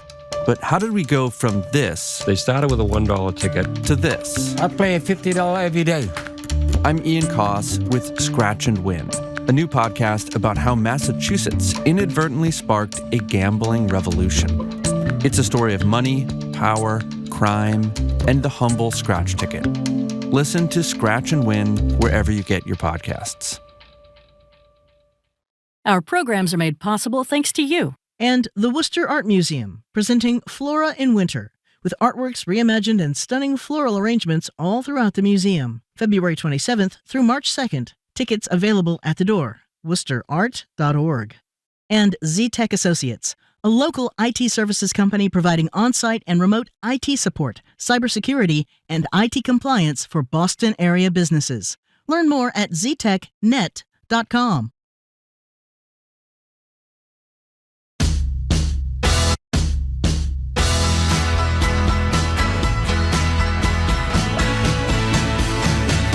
Welcome back to Boston Public Radio. Marjorie Egan and Jim Browdy. We're live from Brighton and live streaming at youtube.com/GBH News. We're live at the library tomorrow with Massachusetts Secretary of Economic Development, Yvonne Howe, who's never been on the show with us. She joins us tomorrow. And next week, Wednesday, is Ask the AG with Andrea Cabral joining us 1 to 2 at the library. Joined now on Zoom by Boston Globe business columnist Shirley Leung. Shirley also hosts the podcast Say More with Shirley Leung. New episodes every Thursday. Hi, Shirley. Hi, Jim. Hi, Marjorie. Hey. Hey, Shirley. Great to see you. So we have an early poll in the Boston mayor race. Michelle Wu up against Josh Kraft. What do we think? What do we take away? This is the first independent poll. It's by Emerson College. It's the first one since Josh Kraft jumped into the race about 3 weeks ago. And it shows that the incumbent mayor, Michelle Wu, leads Josh Kraft 43% to his 29%, which I actually found, I thought her support number would be higher. I thought she would crack over 50%. And I was surprised how high his support is, given that he's only been in the race for a minute. Well, I have to take issue with you. When you say jumped into the race, I would say that's an overstatement. This is like milk carton time. Josh Kraft has this big announcement, and he's almost totally disappeared. I've never seen a race. Usually you use your announcement to begin every media outlet, every event, everywhere. It's odd. At least to me, that's going on. My analysis, this is not at all to criticize Kraft because he's obviously new to politics. I think it's a name recognition kind of deal. Her numbers on is the city going in the right direction are really high 50s. Yes, approval really high. For only to be a 14% margin, at least in my estimation, early polls and races often, if you have a name that people recognize, matters. So I would guess, I haven't seen what the Emerson pollster himself, I think it's a man, has said, but I would guess name recognition has a decent amount to do with it. What do you think about that, Shirley? Absolutely. He's the son of Robert Kraft, Patriot donor, billionaire. And as my husband was telling me this morning, probably half the people think that he owns the Patriots. That's right. That's what I was thinking. They think it is Bob Kraft. So maybe right. It's like my husband's like, you might as well put Tom Brady on the ballot, and so I'm wondering. When you look at the dig a little deeper, it's a little surprising. I've got to think the Wu camp is a little bit nervous. They have a lot of work to do. White supporters, black supporters. Not sold, not sure if they would vote for Wu again. And so I think she has to work on getting those supporters back in her side. But Latino voters, Asian voters, solid. And so, I think, but again, it's very early right now. But it's very fascinating. Emerson tells me they're going to keep polling quite a bit, so we'll see how it goes. But you know what? The other thing that was really surprising to me. Who's the big winner in this poll? Phil Eng, the general manager of I didn't MBTA. see that. What does it say about him?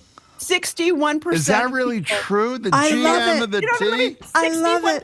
61% said the MBTA is moving in the right direction. Wow. Well, it is moving. Wait a second. We just got a text. Phil Lang is declared for mayor as of 10:30. But it is moving in the right direction. I should be on the T, but I'm not on the T, so shame on me. But I drive by the T a lot because I live on the Green Line. And you see far fewer of these massive crowds that you used to see standing out there like it's the middle of Siberia in the wintertime. They're moving the trains a lot faster. You can see it on the Green Line. They are. It's much faster. I'm on the Red Line. I'm on the commuter rail. Actually, I look forward to being on public transit. Yeah. And so, but yeah, so that's good for the city that the T is I think it's great. The T is moving in the right direction. But yeah, it's an early poll. It's fascinating. I mean, I also was thinking about the numbers this morning. This also could mark a high point for Kraft, right? This might be as good as it gets. We'll see what happens when the race really kicks off in earnest. First of all, Politico is reporting this morning that Wu says, we obviously have no independent evidence of this, they have an internal poll where she's up 40. Who knows? Also, a major moment, it seems to me, in this campaign is next Wednesday when Wu, along with other mayors, testifies before this hostile, at least in terms of majority, Republican committee. And I think how she does there may have some significance. It's obviously going to be high profile. It's going to be a national story. I assume a huge story here in Boston. And getting the platform, I think, is a real plus for her. How she uses the platform is a big deal, don't you think? Absolutely. I mean, you're starting to see is at home in the borders are. I mean, he's been attacking Boston. I'm going to give Boston hell. And I think this is a real moment for Mayor Wu to shine.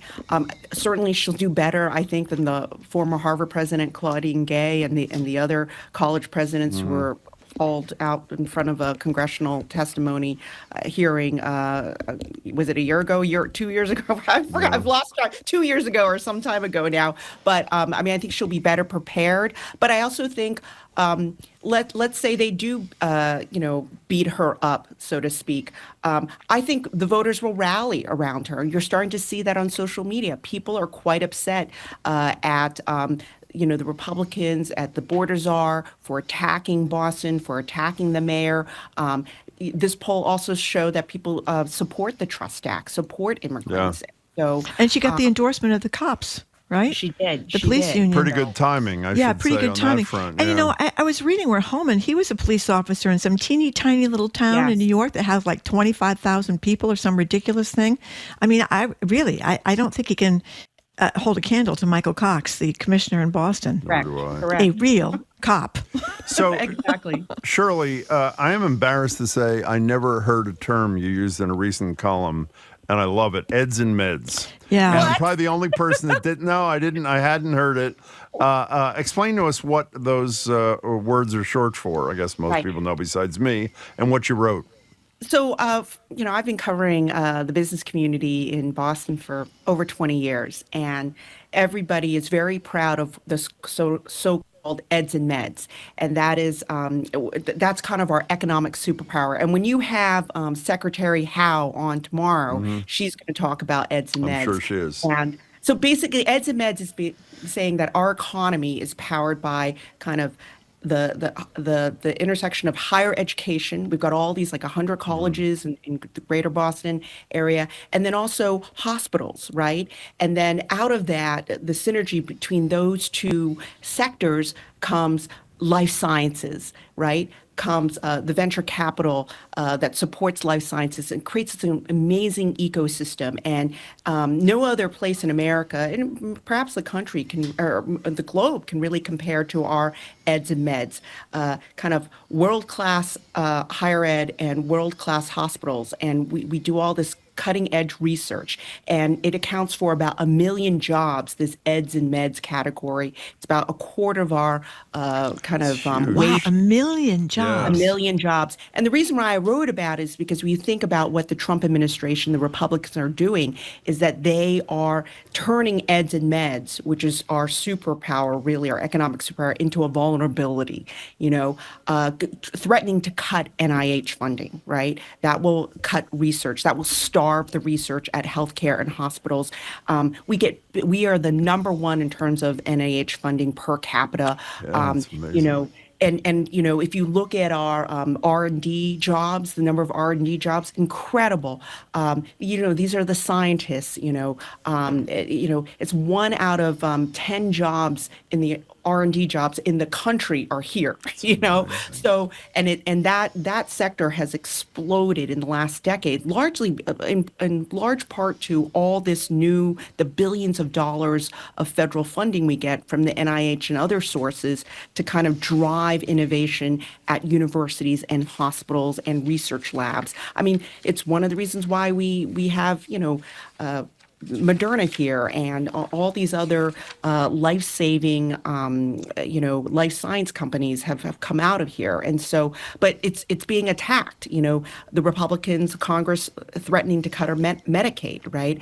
That will really hurt hospitals here as well. And then, not to mention, then there's just other structural things happening in higher ed. The kind of what they call the so-called demographic cliff, right? This year will be the high point of number of high school graduates, and so from there, the college enrollments will decline. You quote a former pharmaceutical executive who's critical of Trump, which probably means he's going to be deported, even though he's a citizen. By the time Trump reads the story, who says, in addition to doing great damage to these critical industries, it also gives a huge competitive edge, not just what happens here, but elsewhere, to China. Which the irony, which of course is one of Trump's obsessions. So how does that fit? That's one of my questions, though. I get they're slashing and dashing the federal government so they can lower all these taxes, but I mean this is an area that we could really hurt. So I don't get them. Why is the GOP so hell bent on taking away cancer research? Because they're petrified. They're not endorsing it. They're just staying silent because they're scared to death of Trump and Musk. Why is DOGE and Trump and his minions? What's with that? Right. So to do this story, Eds and Meds, I spoke to a lot of people, right? I spoke to people in, business group leaders. I spoke to university leaders. And it occurred to me that, if you want to get through to Trump, you got to speak the language of money. It's not, you can't tell Trump, you got to keep NIH funding because you're going to cure cancer, you're going to save lives. He doesn't care about that, frankly. He cares about making money, the country making money. And so I feel like you got to dispatch all the business leaders, whether it's Yvonne Howe, who was a former, she was in the venture capitalist, she was like a executive at PillPack, so she knows that world. She worked at Bain. I mean, you gotta dispatch life science CEOs and business leaders to say, listen, if you want to make America great again or rich again, you got to keep these NIH funds. You got to keep those funds going. We're talking to Shirley Leung, business columnist for the Boston Globe. To think someone doesn't care about cancer saving lives. Oh, boy. Okay. So, Shirley Leung, let's talk a little bit about what's going on downtown. There was a story by your colleague, Maren Halpern, in the Globe, talking about a lot of drugs going on down on Tremont Street across from Boston Common that's really disrupting businesses down there. Yeah, Maren did a great job on this story. It's something I had not heard about, and I walk around. Me neither. And basically, when you read her story, it just talks about the whether it's the store owners, the restaurant owners, and they were saying that. Because they find in around downtown Crossing there's more homeless people there. There's more people addicted to drugs, and they're out on the streets. And then they come and start fights in the stores. They're coming in to the restaurants, asking for food, and if not threatening, they're really threatening some of the customers and owners. And there was this one, I think Lambert's, the owner of Lambert's, was saying that he's had so many broken windows. Yeah. That he's afraid to call his insurance company because he's afraid that they'll drop his insurance. Like, I stop even reporting it. I don't want, because I'm afraid they're going to cut my insurance off. So now the mayor is on top of this. The mayor has been meeting with business leaders, downtown neighborhood groups. We are considered one of the safest, if not the safest. But that puts her. Doesn't that put her in a tough position? On one hand, she never misses an opportunity to say we're the safest city. And on the other hand, she's got to show that she's listening to people whose neighborhoods are not safe. Do you know what I mean? That she's got to walk a very fine line. But as I said before, for this hearing next week, this is not about people who are immigrants. This is about people who have drug problems. I mean, this situation, Yes. Yeah. Right. But I thought it reminded me, reading Marin's story, it reminded me walking Mass and Cass. Yeah. And talking to the business owners around there. There's no tents in downtown Crossing, but there is more activity. And you've got to think it's related. There are no more tents at Mass and Cass, but some of those people who are addicted to drugs are now hanging out in downtown Crossing. And so, but I do see the mayor trying to stay on top of it, stay on top of that. And I think the more that she's out there, the more that she's talking to neighborhood groups and business leaders, I think, I think something will happen on that front. Okay, so Shirley, let's talk about fun. Or first of all, let's get rid of the end of fun. My kids, when they were little, I was telling Marjorie, used to love going to Joann's for Kraft stuff and fabrics and all that kind of thing. Because of their bankruptcy, they're closing all 800 stores, including 21 here. I know. But you, almost like a governor, write an open letter to the president of Hasbro, CEO down there, making the case that let's bring a little fun to Massachusetts. And Hasbro, you argue, let's get you here, your headquarters, and whatever it is, 1,000 people along with it. Explain what happened. People know it's a toy company, a games company. Explain what Hasbro is, and then explain your pitch, if you would. So Hasbro is based in Pawtucket, Rhode Island. And for, I would say I forgot for how long, months has been, or I guess for almost a year now, they've been flirting with the idea of moving their headquarters from Pawtucket to Boston. Mm-hmm. And it's been the talk of kind of, the real estate community and also some, economic development officials like Yvonne Howe, right, about whether, Hasbro will relocate to Boston. So their executives have been up here doing site visits. And we believe they've narrowed down the list to a site in downtown Boston and a site in the Seaport. And so I wanted to write a Dear Chris Cox, this is a Dear Hasbro CEO letter, why you should come to Massachusetts. And I start out the story talking about it's time to write the next chapter of our mutual toy story because Massachusetts, we used to be home to Parker Brothers in Salem and Milton Bradley in Springfield, those two companies made iconic brands like Monopoly and Candyland and Clue. And you know what happened to those companies? Hasbro bought them. Right? Hasbro bought those companies. Right. And so this is a matter of bringing Mr. Monopoly, bringing Mr. Monopoly, Miss Scarlet, and Professor Plum back home with the dagger in the study. Exactly.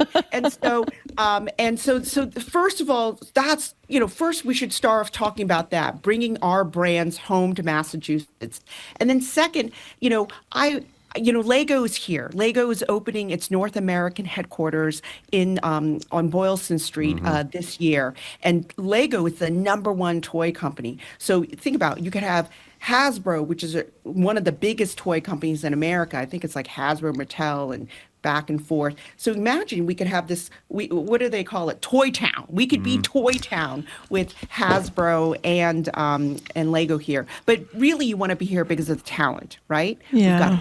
We've got the universities, we've got, and you want the tech talent because the future of Hasbro, I believe, and I think this is the reason why Chris Cox is there. He's a former Microsoft guy who worked on Xbox. It's these online games, and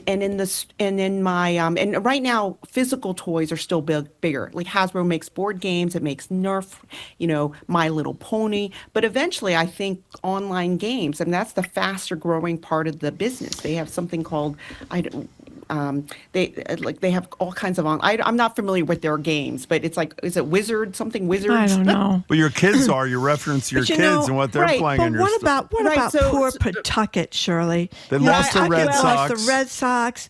They're not exactly a bustling place like Boston is. I feel bad for Pawtucket. That's going to hurt a lot. Well, but Rhode Island is struggling. Well, it is. And Rhode Island has given a ton of incentives. I mean, I think they want to give them waterfront land for $1. Yeah, there you go. gleaming headquarters. They could go to the seaport and be underwater soon. Hey, Shirley, yes. can I ask you another? You mentioned maybe part of the Rhode Island pitch is the former Commerce Secretary, who's the former governor of Rhode Gina Island. Raimondo. What is, I don't. What is she doing since Biden? I think she should is run out for of office? president. I love her. I think she's at a think tank. I think I read that she's at a think She tank is. in D.C., but she was the former Commerce Secretary, former Rhode Island governor. And I mentioned in my piece that, I assume Gina Raimondo is called Chris Cox and try to convince him to stay in Rhode Island. I also know that Governor Healy here and also Mayor Wu have called Chris Cox to convince Hasbro to come to Boston. Shirley, before we get to your podcast, what was the company that was the focus of that great story, I think, in the Globe, of Marty Walsh and Charlie Baker meeting in the North End? Oh, that was General Electric. General Electric, that's right. They've kind of imploded, Oh, but it really? didn't cost us a penny, though. I know. Well, allegedly. It Okay. didn't cost us a penny. And but one more story I want to tell about Hasbro and the reason why I think ultimately they will come here about because the online gaming industry is huge. And I tell a story in my letter to Cox about how, when my kids played toys up until they were about 8 or 9, and then they stopped. They stopped with the Lego, they stopped with the toy soldiers, and then it all became online gaming. It became Roblox, Fortnite, NBA 25K or whatever they call it. But the thing is this, is that, they're 12 and 14 now, right? They will play some version of those games for the rest of their That's lives. a very good point. So this is a 50-year play, for Hasbro. What's and amazing fathers to and me? sons often play together too, or mothers. I shouldn't be sexist. And play together. grandparents. And so that's why they need to be in Boston, to be by the tech talent. And not only that, but the marketing talent. Because to think about the way you launch video games, right? It's a big to-do. You need the marketing talent. It's a big product launch. So you need all that talent. And it's much easier to get that talent here in Boston. You know what's amazing, though? I just wanted to comment on your kids. The fact that they could do online gaming and go to school and campaign against the MBTA Communities Act in Milton at the same time is just, it's a real tribute amazing, to their right? parents who obviously want. So, Shirley, podcast, who you got? You just had him, Dr. Ashish Jha. Oh, we love him. Yes. Dean of the School of Public Health, former COVID guy for Joe Biden. Right. Yes. He's the guy you saw on TV all the time. Yeah. That's right. During COVID, telling you mask, no mask, how many COVID shots you should get. I'm sure he actually, we recorded the podcast and right after his appearance on BPR. And so, but of course, to me, the big takeaways from Dr. Jha was I was surprised how candid he was about the mistakes he made, right? Yeah. During the pandemic. He thought that the lockdowns were too long. We should have only locked down for 2 weeks and did widespread testing rather than for 2 months. He also thought kids in Massachusetts should have gone back to school, right? Just like Rhode Island and Florida. Instead, we did that hybrid thing, right? I mean, school wasn't normal for a full year, and we all see the effects of that. Now, he is a wildly impressive person. Yeah. He's going to be a semi-regular here too, which we're happy to hear. Oh, that's great. And I know. Yeah, he's terrific. Yeah, we're really great. And we'll be listening to the podcast. Shirley, it's good to see you. Say hi to the kids. Thanks for having me. Thank you, Be well. Shirley. Thank you. I hope the rest of your day goes well. I know you're busy today, so good luck. Thank you. Thank you. We've been speaking with Boston Globe business columnist Shirley Leung. She also hosts the podcast Say More with Shirley Leung. New episodes drop every Thursday. That's today. After a quick break before the 1 o'clock news, 2 more things from me and Jim. You're listening to Boston Public Radio 89.7 GBH, streaming at youtube.com/GBH News.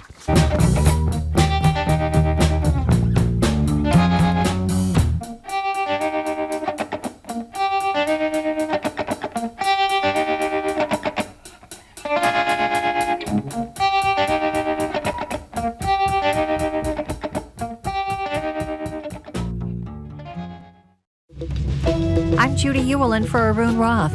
Coming up on GBH's All Things Considered, the state is telling public schools to maintain their DEI programs despite a Trump administration directive to eliminate them. New data shows that patients needing mental health care are still getting stuck in emergency rooms in Massachusetts. Plus, dog sledding is a beloved part of life in Greenland. But can the tradition continue on a warming planet? Those stories and all the day's news starting at 4 on GBH's All Things Considered.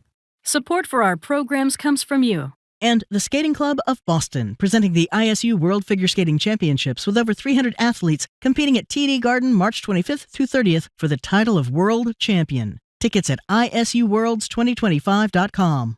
And Music Worcester, presenting the London-based orchestra, the Academy of St. Martin in the Fields, with pianist Jeremy Denk, Sunday, March 9th at Historic Mechanics Hall. Tickets at musicworcester.org.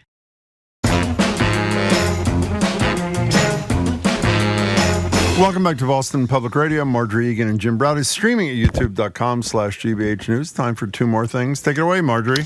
Well, I am so... Oh, first of all, I should say we're getting a lot of complaints from Pawtucket, Rhode Island. They don't want anything to move up here to Boston. They want to keep it in Pawtucket. Little roadie is protesting. But I wanted to talk about Sullivan's at Castle Island. Just got this big, prestigious award, the America's Classics Award from the James Beard Foundation. People probably have heard of that. That's one of the food world's most prestigious honors. It's like the Oscars. That's right. And if you haven't been to Sullivan's is in South Boston. It's the end of South Boston. You can go out there. They got a ton of place to park. You can go there and get a cheeseburger, a hamburger, chili dog, French fries, clam strips, clams, clam bellies, lobster roll, whatever you want. It's a great place, but it's also located in a great place. They have a huge park near there. They have park benches. You can walk around the end of Castle Island. You can see people kite surfing in the summertime. They got the gazebo. You can walk around. It's just a great place to go to, and I'm so glad because the food there is really, really good. Cheeseburgers, hamburgers. Did I say that? You did. Chili dogs. Say it again. It's really great, and really it's good. been there since 1951, I think, and it's just a great, fun place to go, and I'm so glad they're recognized. You know when it opens for the season? In just a few days. Saturday. Yeah, Saturday. Check it out. It's not open in the cold weather. Well, that was excellent. Thank you. And yours well, was it's upbeat. great. It's when I was at the Herald, which is near there, you could just drive out there and sit. I know you're getting annoyed because I'm going on and on. You and are on, going on and on, yes. But you can just drive out there Yeah. and find a place to park Yeah. and be on the ocean, in my the God. water, in Yeah. the middle of the day. Unbelievable. Okay. Okay, so last year, the House Chair of the Energy Committee on Beacon Hill, his name is Jeff Roy, killed a bill to ban third-party energy suppliers, legislation which nearly every leader in Massachusetts government and advocacy groups thought was a good idea. Well, thanks to some wonderful Globe reporting, we learned the likely reason that he did kill the bill because his girlfriend was the chief lobbyist for one of those suppliers. Well, of course, nothing happened to Chairman Roy until yesterday. While he will no longer be chair of the committee, he was promoted to a House leadership position, a continuation of his $45,000 bonus, and not even a wrist slap for doing even more to tarnish the reputation of a body that doesn't have much left to tarnish. I'm not done. That's not all. While Roy, of course, refused to talk to the press, because what's he going to say? He has a paid spokesperson. Obviously, he's not going to talk to the press. The speaker once again distinguished himself, not by decrying Roy's behavior, but by attacking the Globe, without whose reporting we wouldn't even know about Roy's compromised position. Here's what Speaker Mariano had to say. Oops, I lost. I don't need him, Roy, being a poster boy for every story the Globe wants to write. Do you believe the gall? Let's see. The least effective, least transparent legislation in America refuses to comply with an audit approved by 72% of the voters, attacks the auditor as being Trump-like for pushing it, then does a Trumpian thing themselves by attacking the messenger, the Boston Globe. Surprised they didn't call the Globe the enemy of the people. So, in conclusion, kudos to the Globe, and what a pathetic set of leaders we have in the legislature on Beacon Hill. It is a total disgrace. We complain about Trump and the Republicans all the time. What's Beacon Hill full of? Democrats. Yeah. I think there's who a are problem. sheep-like following their leaders, just like the Republicans in Washington follow Donald Trump. Exactly. So I guess you can say it goes across both parties, right? The Dems can be sheepish, and the GOP can be sheepish. And you know what you do if Isn't you're that really correct? upset by this story? Go have a fried clam at Castle Island. at Sullivan's. Okay. Right after the 1 o'clock news, we're going to talk with GBH Arts and Culture reporter James Bennett II about the Oscar.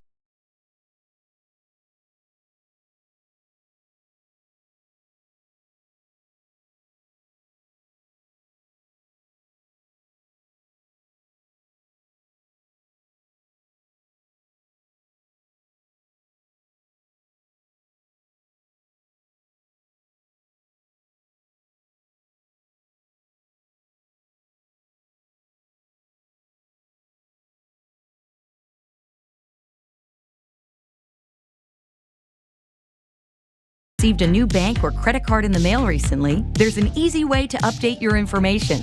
Just visit gbh.org/update and keep your membership up to date. That's gbh.org/update. Support for GBH comes from you. And GM Roth Design Remodeling. Dreams delivered. With custom kitchens, bathrooms, and additions. Serving New England for over 39 years. Learn more at gmroth.com. And the Simmons Leadership Conference, a one-day event featuring keynote speakers including Brooke Shields, Sint Marshall, and Jessica O. Matthews. Thursday, March 20th, in person in Boston and online. InclusiveLeadership.com. You're listening to 89.7 WGBH HD1 Boston. Online at gbhnews.org. GBH News. What matters to you?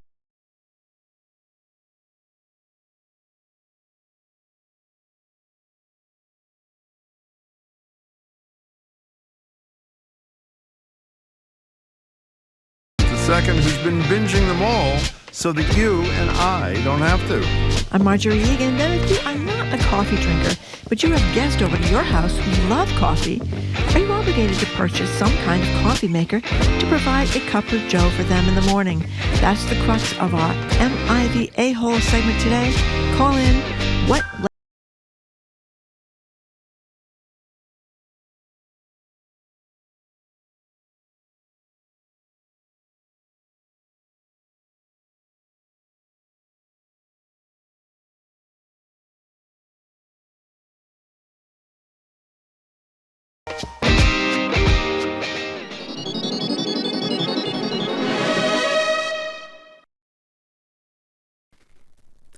Live from NPR News in Washington, I'm Lakshmi Singh.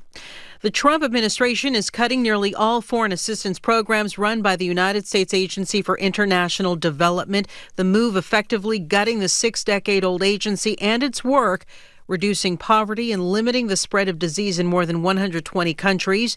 NPR's Fatma Tanis reports on what's left. The State Department says that programs that the USAID is keeping includes food and life-saving assistance for HIV, tuberculosis, and malaria. Secretary Rubio had issued a waiver for those after the stop work order paused all existence foreign aid programs. But we're hearing from aid groups and NGOs that life-saving humanitarian programs, including ones that provide HIV medications, have been terminated. So have programs providing vaccination for polio. NPR's Fatma Tanis reporting. President Trump is hosting British Prime Minister Keir Starmer this hour at the White House as the UK works to forge closer ties with the new U.S. administration, including on matters involving Russia's war against Ukraine. Now, the EU has vowed to retaliate decisively against what it calls uniformly or arbitrarily imposed tariffs by the United States. NPR's Eleanor Beardsley reports EU leaders were stunned by President Trump's sudden announcement that he would slap 25% tariffs on products from across the bloc. Europeans are deep into solving the Ukraine crisis and were caught off guard by President Trump's tariff threats. French President Emmanuel Macron is seen to have had a positive meeting with Trump Monday. Next up is British Prime Minister Keir Starmer to reinforce the importance of Europe being involved in negotiations to end Russia's war against Ukraine. But Trump has doubled down on his tariff comments, saying the EU had been formed to take advantage of the United States. One angry European official said the EU, the world's largest consumer free market, had in fact been a boon for the United States. Eleanor Beardsley, NPR News, Paris. Immigrants detained by the United States in Guantanamo Bay, Cuba, allege they experienced beatings and other forms of mistreatment during their 2 weeks at the U.S. naval base earlier this month. NPR's Sergio Martinez Beltran spoke with two of the detainees. The detainees alleged they were not allowed to call an attorney while at Guantanamo Bay, so they held a 5-day hunger strike and blocked the cameras inside their cells so they could get the guards' attention. Mayfred Duran Arape says he also kicked on the cell's door as a protest. He says soldiers in riot gear would beat him up. Things got so bad, Duran Arape says he tried to die by suicide twice. The Department of Homeland Security tells NPR the agency cannot confirm the veracity of Duran Arape's claims. DHS says detainees have, quote, access to phone utilization to reach lawyers, but did not provide evidence. Sergio Martinez Beltran, NPR News. At last check on Wall Street, the Dow was up nearly 300 points. From Washington, this is NPR News. Good afternoon. With the latest from the GBH Newsroom, I'm Henry Santoro.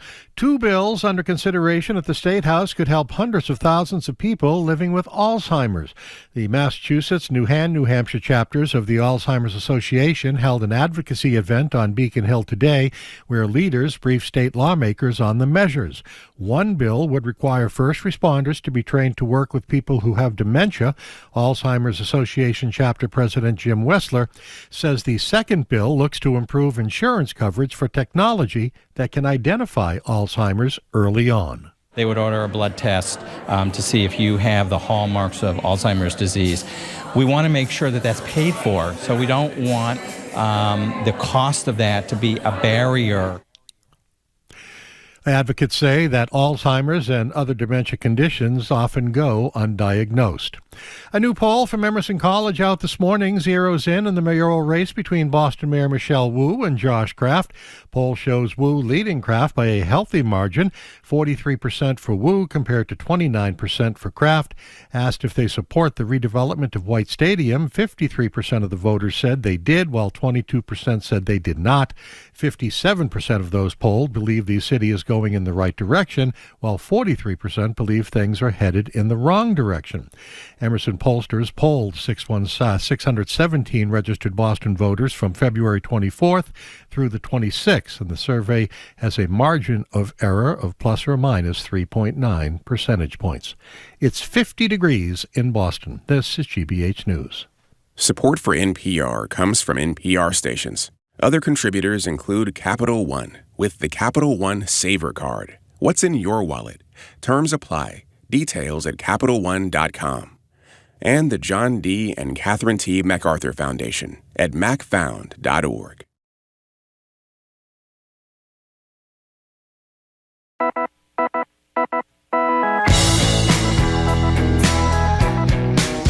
He's Jim Browdy. I am Marjorie Egan. Welcome to hour number 3 of Boston Public Radio. We are streaming at youtube.com/GBH News. Tomorrow we're going to be back at the library. Massachusetts Secretary of Economic Development Yvonne Howe joins us as we face some economic threat from the reduction in funding for education and for hospitals around here. And next week, we're going to have the Attorney General with us from 1 to 2 at the Boston Public Library. Hello, Jim. Hello, Marjorie. For a break from most things politics, we could not be prouder than to be joined by the only man in America who has seen all 10 movies nominated for Best Movie That's right. at the Oscars on Sunday. I hear there's one other person in Iowa, but I believe that is it. He, of course, is James Bennett II, arts and culture reporter for GBH, co-host of The Culture Show, daily at 2 on 89.7. He's zooming in today. He'll be in person tomorrow, I think, at the Boston Public Library for the Culture Show's Week in Review. James, it's great to see you. Hey, it's good to see you in the Zoom window. This is a first, I think. For us. I know. It's very nice. So we want to talk about these shorts because you pointed us to some of them and they sound like they're really good. But let's start with the big pictures. Congratulations, having seen all 10 movies. So which of them would you recommend? Never mind whether they're going to win the Oscars, and which wouldn't you recommend? What were your favorites? Yeah. That's a good question because I was thinking about before I got on, how I would rank each one. But I was listening to, something on the radio or some podcast, and someone brought up this point about previous Best Picture winners. Like, how often do we go back and watch them for our own enjoyment, right? And so I think the better way of what do I think is the best, or what would I recommend because it's awesome. I was thinking, what are these movies that I would actually go back on a random Saturday and just watch? I like that. just because I can. And I think for me, Conclave for sure. I've already seen it, I think twice, maybe thrice. And I can imagine a world where I watch The Brutalist again, just to mine something different out of it, or to introduce somebody to it and watch it with them. And then, it wasn't in like my necessarily like, top, picks, but I think Anora might also have a lot of rewatchability for me coming up in the coming years, because it seems a bit polarizing, like it or love it, but I did laugh a lot. I laughed the most at Anora, more than any other picture that I saw. Even though it's the stripper who falls in love with the Russian oligarch's kid, right, in New York somewhere. I mean, that is a very bare bones description of the plot, and I would say it's right. Suffice to say, said oligarch's parents are not happy at all. That's a good way to describe it as well. It's Conclave. I am the only one of the three of us have not. I've actually only seen one of the 10. It's good movies. I'm embarrassed to say. How many have you seen, Marjorie? I've seen 3, I think. Brutalist, Anora, and the Bob Dylan movie, which isn't called the Bob Dylan movie, of course. You can call it the Bob Dylan movie. Okay. But I am on the list, the one I'm probably going to rush to see before Sunday night. Well, like 2, actually, that I want to see. Conclave and I'm Still Here, both of which I think we'll talk about. Let's play a little sound from Conclave. And it seems to be one that almost everybody is into. Here's a clip from Conclave, where Lawrence, the character, is investigating, I'm sure I'm mispronouncing, Adeyemi, I believe, past, and informs him that being Pope is out of the question. So I still have hope. No. There is no hope. After such a public scene, there will be rumors, and you know what the Curia is like. Nothing terrifies our colleagues more than the thought of yet more sexual scandals. I am more sorry than I can say. You will never be Pope. What he meant to say is nothing terrifies or excites our colleagues more than more sexual scandals. Okay, so Jim. I'm sorry, but sadly, that is a horrible and painful truth. Why were you in? I mean, I would just say of all the movies, the one I've heard the most positive things about on the list are probably this. Why is it on your good list there, James? So before I tell you that, I just want to also point to the fact that by like every metric, apparently, everyone that's an expert on this is like Anora is the front runner. But I think, like you were saying, Conclave, I feel is the fan favorite. And like, I think it comes down to the fact that it's a palace intrigue movie. And we don't think about palace intrigue really existing in the 21st century. But the papacy, it is a monarchy. The Pope is kind of absolute. It's an elective monarchy, but it's the monarchy nonetheless. And so instead of watching, a court drama, set, in the time of, Henry VIII or, some kind of French monarch, we have one that's taking place right now in ostensibly the 2020s. I mean, you have, cardinals, strutting around the Vatican halls, vaping, texting incessantly on vans on the way to these gatherings and meetings. I mean, it's also just so beautiful to look at, too. You know, I forgot the name, but the costumer for this film is, I think, like affiliated with the official papal tailor. Like they went to that shop. Yeah, these are like very There's one shop, costumes. right? Isn't that one shop where the Pope gets all of his? Yeah, whatever. It's that. Yeah, I also do want to find. There's another interesting thread of connection between these movies. So the cinematography for this movie was done by Stéphane Fontaine, who did the movie A Prophet in 2009, did the cinematography for that, won some awards. And A Prophet, which was awesome, was incidentally directed by Jacques Audiard, who is the director for Emilia Perez. So it all comes full circle in a weird way. But the last thing about Conclave that I kind of want to bring up before we ping pong is I was like, what's the fun? Like Pope Francis, right, is in some medical straits right now. We're getting a lot of weirdly mixed messages out of the Vatican, passing peacefully through the night, woke up and seemed fine. The funniest thing, because it's because Conclave is on the minds of so many people and so popular, if the Vatican and the College of Cardinals switches up how they elect the Pope, it would be so funny because it would instantly date this movie. I don't know if it's a thing you would do out of spite, but it would be hilarious if it's like, everyone's seen this movie. Everyone's really into how he picked the Pope. Well, guess what? We're changing it up again. You have to wait another 500 years before somebody has, the vision to make a movie about how we do it these days. By the way, our boss just texted and said, since you're wearing a GBH outfit, there'll be a small additional amount in your check on Friday. I just wanted to give you the good news, James. James, is one other one of the 10 nominees, which obviously you've seen because you've seen them all, that I've read everything I can about. I haven't seen it. I'm Still Here. Sounds like one of the most powerful things ever. Could you give us a short little summary of that thing? Yeah, I'm going to take a 2-second beat to have people turn this off because I feel it's hard to talk about this without spoilers, and I'll explain why in a second. Okay. 1, 2. Okay, we're back. So I'm still here. Yeah. There's some people that do research before a movie, some people that don't do research at all. I'm a mix of both. And for this, I didn't. And that threw me because I'm Still Here is actually a biographical drama about, and I'm sure I'm getting the name wrong. I'm so sorry to any Portuguese speakers that are listening in. But it's about Rubens Paiva, I believe.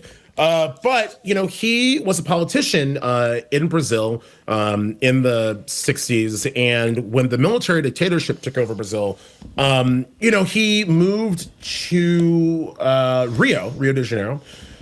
And he was a target, right, of the military dictatorship. He was disappeared, taken away from his family. His fate remained officially unknown for decades.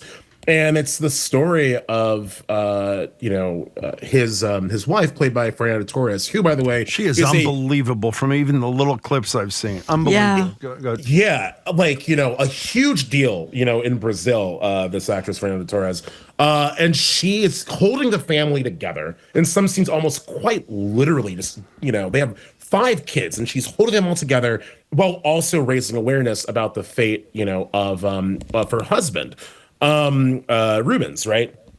And it is one of those things where if you don't know going in, you're watching it and it kind of slowly begins to dawn on you that maybe this is inspired by true events. Maybe this is based on a true story. It turns out that this was adapted from the memoirs of their son. I'm blanking on his name, but their only son wrote a series of memoirs, and this story is based on that. So it's a true story.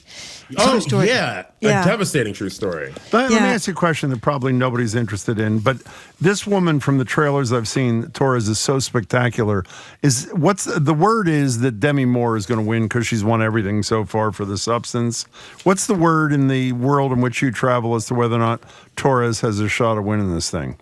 I think it's one of the situations where it's like who's going to win, who should win. Yeah. I do think Demi Moore's going to take it home for the Substance, but Fernanda Torres is absolutely incredible in this movie, and no one seems to be denying that talent.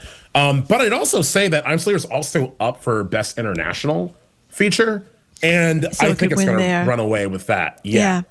Okay. So you mentioned you think Anora, or people think Anora's going to win. So let's play a little clip of Anora, and then you can tell us why people do think it's going to win. Do we have a clip from Anora? I don't know if we have a clip from Anora. I don't think so. Why don't you act? Sorry. Can you act out Anora for us, James? But why do people think it's going to win? I don't think I can act anything out because I don't know if the FCC will allow this many expletives on. It's true. It is a very expletive-laden movie.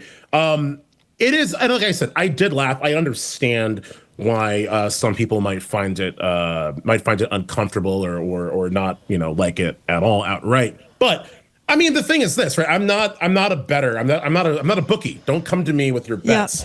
Yeah. But Anora seems far and away the front runner, in part because it just really cleaned up, I think, at the SAGs, I believe. Yeah. It did crazy well. No, wait, hold on. It did not get a SAG nom, but it did get Critics' Choice and Producers Guild and DGA. So, I mean, I remember at the Globes, it was completely, I think, snubbed, and so everyone said, oh, maybe maybe that energy isn't there. But in the past couple of weeks, like, it's been making a lot of noise on some of these other honors circuits. And so people are giving that some stock where to take home Best Picture. You know, when you were talking to our colleagues here, you said you wanted to talk about some of the shorts. I didn't know what the definition of a short was this morning. I looked it up. It's got to be fewer than 40 minutes. And you want to talk about an animated one and a couple of documentary kind of. And I have to say, had this discussion been 2 years ago, I would have tried to blow you off. I thought the best movie I saw either last year or the year before. Did you see The Last Repair Shop, James? Yeah, I did. Which that was great. It won the best documentary short. It was this beautiful movie profiling three people who work in this place that repair the instruments for the Los Angeles public schools. And it sure as hell doesn't sound fabulous. It is beyond fabulous. So turn us on to what might join that category in terms of shorts on Sunday night. Well, you know, if you want to kind of stick with the theme of music, there's a documentary short called The Only Girl in the Orchestra. I think it's streaming on Netflix. And it's about the bassist, Lauren O'Brien, who joined the New York Philharmonic as a bassist in the 70s, the only female member of the orchestra. And she played with them for, I think, 55 years, just retired back in 2021. She is, I think, 89 years old now. Oh, my God. I watched this documentary, and I thought, when I am approaching 90, I want to be just like her. She's so energetic. She is still, you know, teaching. She's still playing. She still speaks with the music that she loves and the instrument that she loves with such enthusiasm, right?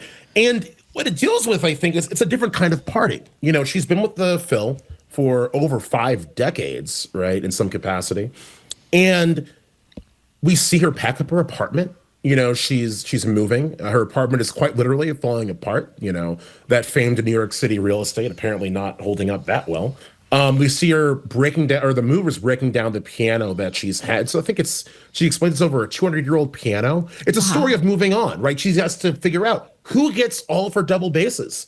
You know, and it's true. It's like but it's not sad at all. It's a really striking thing to see somebody who was this utterly devoted to the craft. And it should be said that O'Brien's parents were George O'Brien and Marguerite Churchill, who were two incredibly, you know, famous actors of Hollywood, right? I think George O'Brien was in The Great Train Robbery. And because she grew up with, you know, these parents in the limelight, she explains that she wanted to just kind of drip to the back, be an anchor, you know, kind of do her own thing without louds and, you know, accolades. And in the process, you know, it does become this celebrated musician. It's really something to see. It was far more interesting than I thought it would be. It was fantastic. That's your through line to classical, you know, music, orchestras, instruments. It's clear there. Here's a little sound from Only Girl in the Orchestra. Oren and her friend are looking at an old newspaper article about her becoming the only woman in that 104-person orchestra. Oh, dear. Oren O'Brien, this is painful. The newest member of the New York Philharmonic, scurried into Philharmonic Hall one rainy night and, ignoring the musicians' locker room, got dressed in a washroom.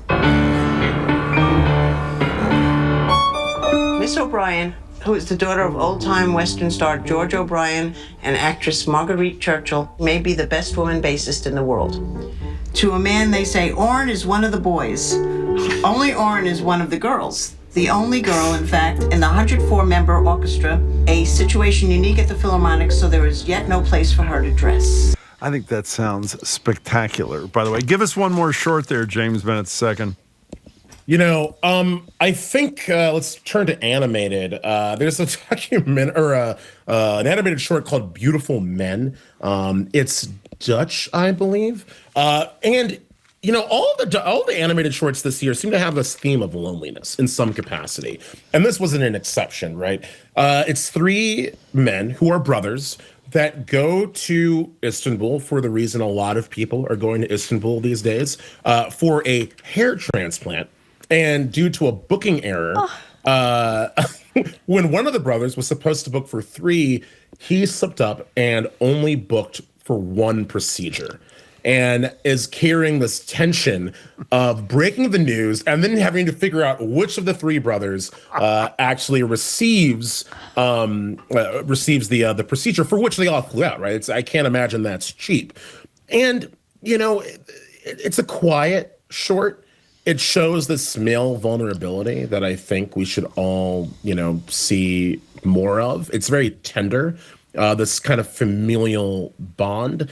It's not depressing at all. It's very gray, I think is what I would describe. It's a very gray movie that has a lot of relevance, again, because hair transplants in Istanbul, that is the move right now. That is all the rage, and I know that Turkish economy is booming, possibly even more so because of this one short Dutch animated film. Marjorie, don't we have one of our favorite regulars, seasonal regulars? He went to Turkey, to Istanbul. Who would that be, Jim? He went, didn't he? Yeah, he did. He got it done. He got a hair transplant. Came out great. No, not a hair, another procedure there. No, it was a hair transplant. It was? Yes. Ryan Landry. He told us on the air, so we're not letting it looked great. It looked great. He had the whole front of his hair redone, and it was a lot cheaper, and it looked spectacular. Joe Biden should have gone there and said, can we spend the last couple of minutes on a couple of people who were wildly talented who died in the last handful of days? Gene Hackman, who won 2 Academy Awards. And by the way, while they originally said that there was nothing odd about the fact that he, his wife, who was 30 years younger, and their dog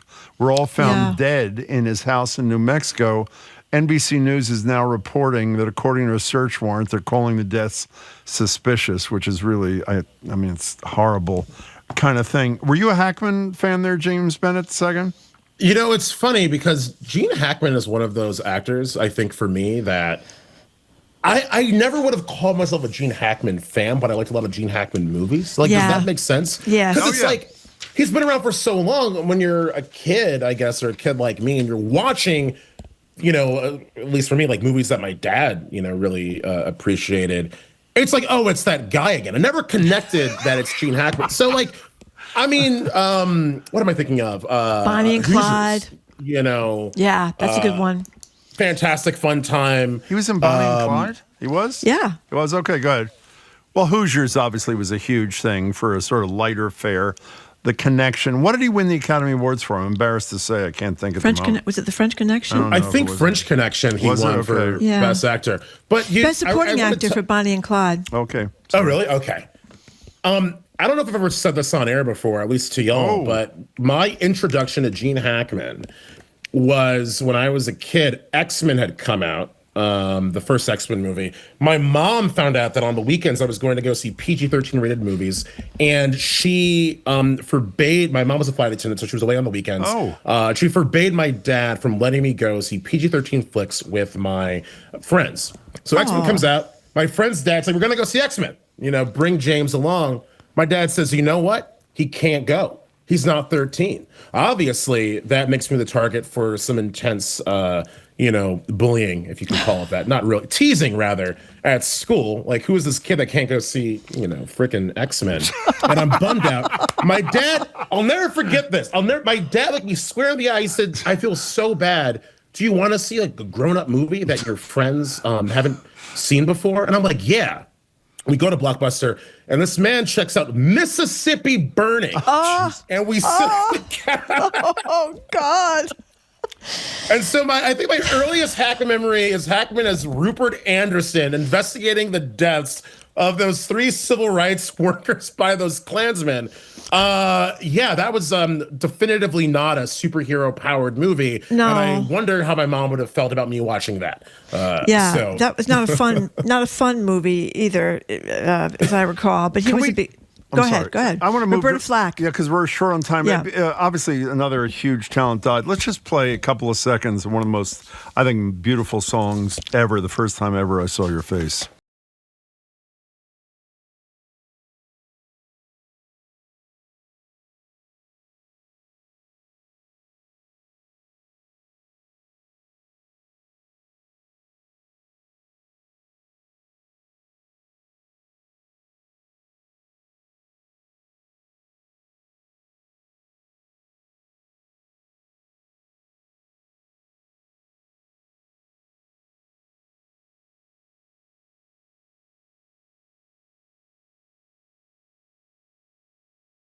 Kind of ubiquitous at least for me. I can't tell you the first time that I ever remember hearing what Roberta Flack's voice sounded like. And I think part of that immense talent comes from the interpretation. We just listened to First Time Ever I Saw Your Face. That was a song that was written back in 57, right? And she recorded that in 72. She took home Record of the Year for that. And the following year, she took it home for Killing Me Softly with his song. First time someone's took home back-to-back Records of the Year. And that's significant to me because every year during the Grammy season, we get an explainer. What's the difference between Song of the Year and Record of the Year? And while song is the actual, the lyrics and the bones of the song itself, record is how do you bring that song to life? And so many of Roberta Flack's, records were what you could call covers or interpretations of standards. Like You've Got a Friend. I just mentioned, Killing Me Softly. We got First Time Ever I Saw Your Face. And it just shows the dynamism with which you can approach something that people might already be familiar with in some capacity in a wholly, refreshing and new kind of way. And that's a talent. That's hard to do with music, especially because I feel that in the back of your head, you want to make it sound in some way like the original. Yeah, and the other one, Will You Still Love Me Tomorrow, that was the Carole King song, and she did an unbelievably great cover of. I mean, she had a spectacular voice, and it just beautifully done. Gives you shivers. Before you go, do you have GBH socks or just the jacket you're wearing now? I have the jacket. I'm drinking coffee out of the smug, and I actually don't have the socks on right now. But you have them. Two mismatched purple socks in my drawer. Excellent. I just wanted to check. James, it was a pleasure. We'll see you tomorrow at the Boston Public Library. Thanks so much. Yeah, thank you very much, Jim. We appreciate you being with us. Thank you. We've been speaking with GBH's arts and culture reporter, Culture Show co-host as well, James Bennett II. Listen to him tomorrow at the Culture Show. They'll all be there Friday for the live weekend review at the Boston Public Library. Thanks again, James, for joining us. Okay, after a quick break, we're continuing our home appliance week theme here on Boston Public Radio. A couple of hosts. What have we done? We've done dishwashers. We've done refrigerators. Washing machines. No, we're not refrigerators. We're not refrigerators. We're going to do garbage disposals, but we voted against that. Not to. Go ahead. No, here's what we're going to do, though. A couple host some friends in town for the weekend, but don't feel they owe them coffee in the morning. Not even when the same couple comes back the second time, still missing their coffee. Who's the a-hole here? The hosts who don't accommodate the coffee drinkers, or the coffee drinkers who don't take care of themselves? Weigh in next. You're listening to Boston Public Radio, 89.7 GBH, streaming at youtube.com/GBH News.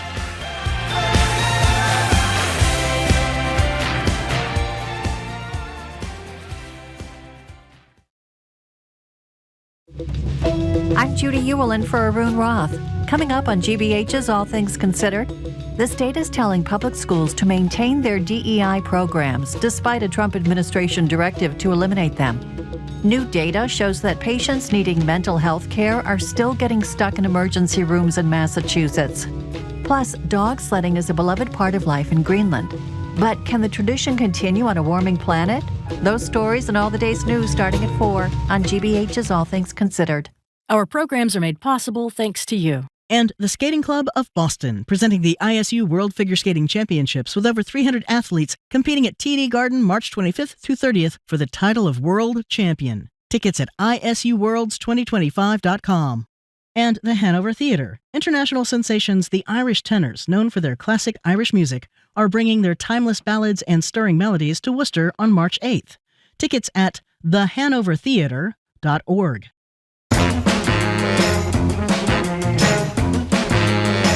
Welcome back to Boston Public Radio. Marjorie Egan and Jim Browdy, streaming at youtube.com/GBH News. We're also back at the library tomorrow with live music, the latest iteration of our new media segment we're calling Press Play.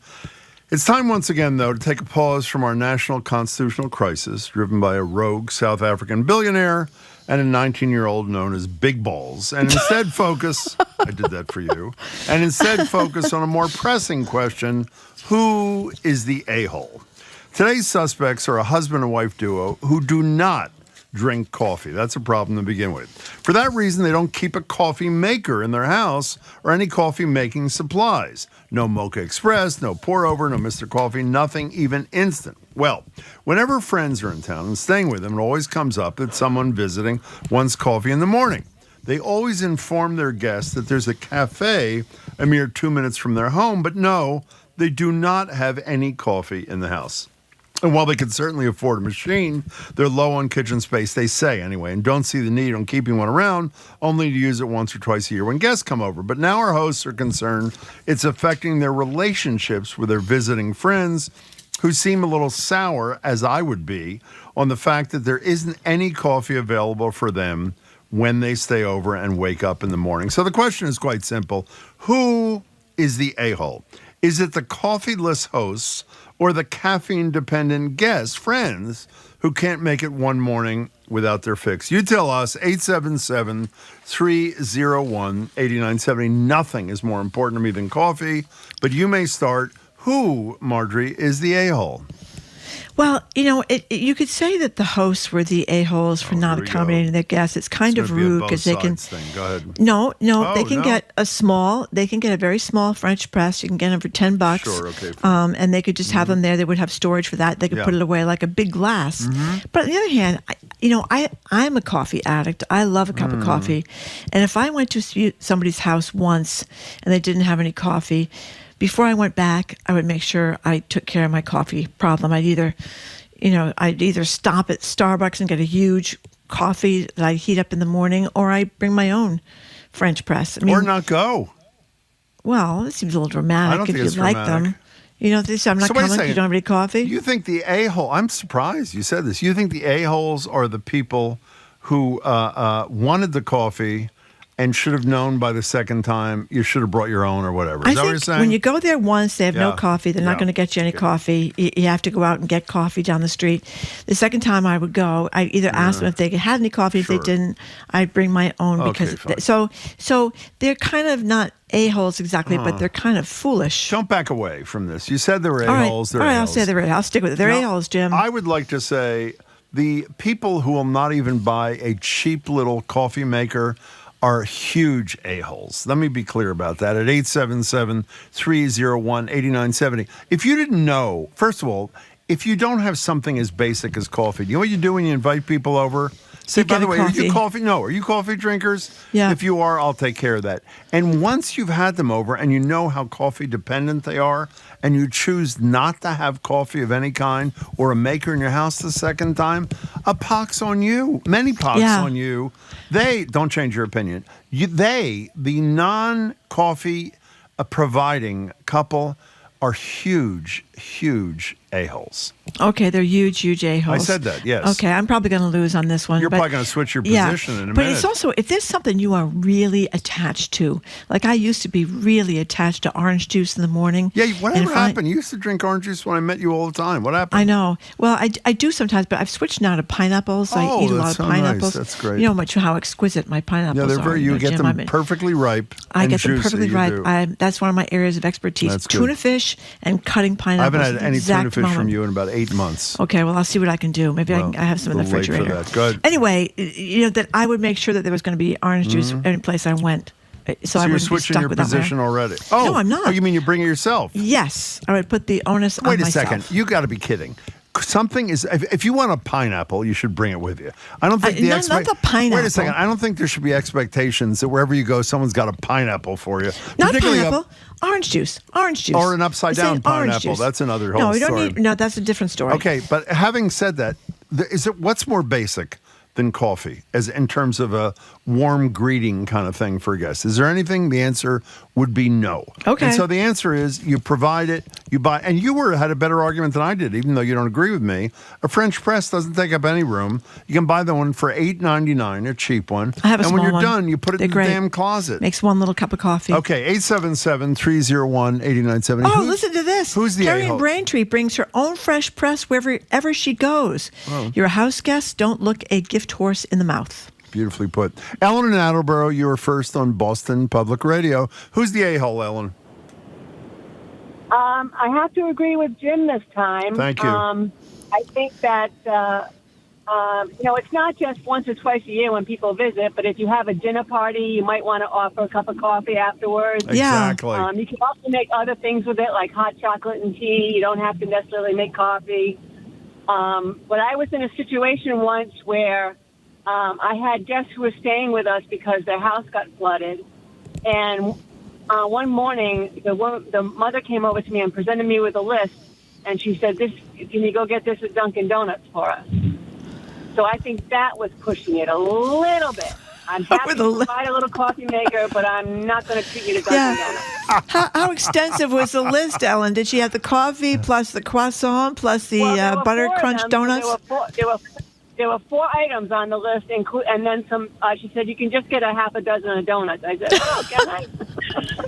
Hey, Ellen, that was a good one to start us off. Thank you for your call. We appreciate it. At your house. Well, we should say, in fairness, the a-holes, as you call them, Jim, they did offer to take her down to the local coffee shop.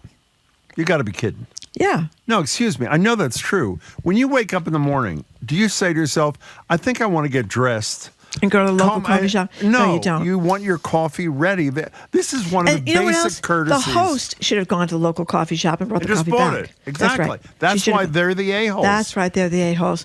Okay. 877-311-8970. Took 3 minutes and 12 seconds. Let's go to Laura in Connecticut. What do you think, Laura? Hello, Laura. Hi. I love you guys. Moved from Mass to Connecticut. Oh. I used to drink coffee all the time, but when I met my now wife, I had to give it up because her mom and dad smoked and drank, and she just couldn't stand the smell of coffee anymore. So I think the a-hole are the guests, because some people just can't stand the smell when it's brewed in the house. If I want coffee, I go out and get it now and then, but we do not have it in the house. Wait a second, Laura, let me be clear. I think the 2 greatest smells in the food world are baking bread and coffee. Yeah. So is your wife's problem because she associates the smell with other things she doesn't like, or is it the coffee smell itself?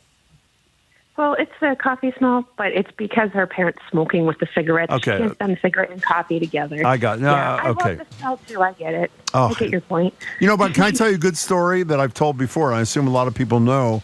Starbucks stopped, 10 years ago, stopped grinding the beans in the store, and their business went way down. And they were trying to figure out why the business went down. And the reason it went down is because people not only liked drinking the coffee, they liked entering the room, the business, the shop, and smell the coffee being ground right away, which is one of the great smells ever. Laura, thanks for joining us. We hope you moved back to Massachusetts someday. Alan Thanks from for calling. Dighton says the freeloading visiting friends are the a-holes, and the next texter says the addict should take care of their addiction. Coffee is an addiction. No sympathy, says Pat from Sharon. Well, can I tell you why that is wrong and you were wrong? Why Let me is give you that another wrong? example, Margaret. Okay. Do you know some people sleep on the floor? Elon Musk sleeps on the floor? Some people sleep on the floor. I don't think he's a good model. If the hosts sleep on the floor, should they not have beds for the people who come? I mean, seriously, there's certain basic beds and coffee and maybe a bathroom are the 3 things I think you have an obligation We're back to to provide. a recurring theme here. Jim is the big a-hole. Oh, here we go. Why should I spend $14 on a bag of coffee that I didn't have to give to my guest to take home? Nobody said you had to give it to them to take home. You could have kept it yourself. Well, what are you going right? to do with it if you don't drink coffee? I guess. But nonetheless, I had to read that one because they said you were the Jim's big the a-hole. a-hole. Yeah, well, that's really makes Okay. Marjorie happy. Let's go to Guests should be accommodated. Starbucks makes fabulous instant coffee. Have you had instant coffee from Starbucks? It's better than the average instant coffee. Is not great. Yeah. Can I say something else? When you invite people to your house, you usually ask them what they like. Yeah, exactly. Yeah, You're their host. you like them what they like. So you exactly. switch your position again, and you have the basics. And if coffee is a basic, it isn't like they say I like a Picasso on the wall. They say I like a cup of coffee when I wake up in the morning. Yeah, they're not saying they want coffee. pineapples or anything that's a little bit more involved. They just want a cup of coffee. A lot of people now are here's texting another one. asking what's the significance of the upside down pineapple. Do you want to share that with people? No, why don't you share it with people, Jim? Well, Chris from Uther told us about it. He went on a cruise on something, and I don't think he knew before. if you have a symbol of an upside-down pineapple on the door of your room, am I right about this? You're a swinger. You're a swinger, yes. That's You're right. inviting other swingers to swing with you, I guess. And that's why people were appalled when they saw you walking around Market Basket with an upside-down pineapple that's funny. in your container after we talked about that. You. Okay, here's a question. What is it? This is kind of putting us in another plane here. What about tea drinkers? I go to people's homes that don't have tea. Do you think people who don't keep tea in their home, like me, are jerks? I can answer that. No, I do not. Okay. Tea is not, I mean, if you request tea, then tea should be provided. If you don't request it, I think most people agree, tea is not as much of a staple and an expectation as coffee. Would you agree with that or not? Yes, but I try to remember it. I have my closest cousin. She likes tea. I try to remember to get because tea you when know she she comes likes down. tea. That's right. Let's go to Lisa in Rhode Island. You're next on Boston Public Radio. Thank you for calling, Lisa. Hi. Hi, Jim and Marjorie. I just wanted to let you know I've been a tea drinker my whole life. I just turned 65. Happy birthday. And thank you. And I always had the best coffee I could find and made it in the best way for anyone who lived in my house or came into my house and wanted coffee.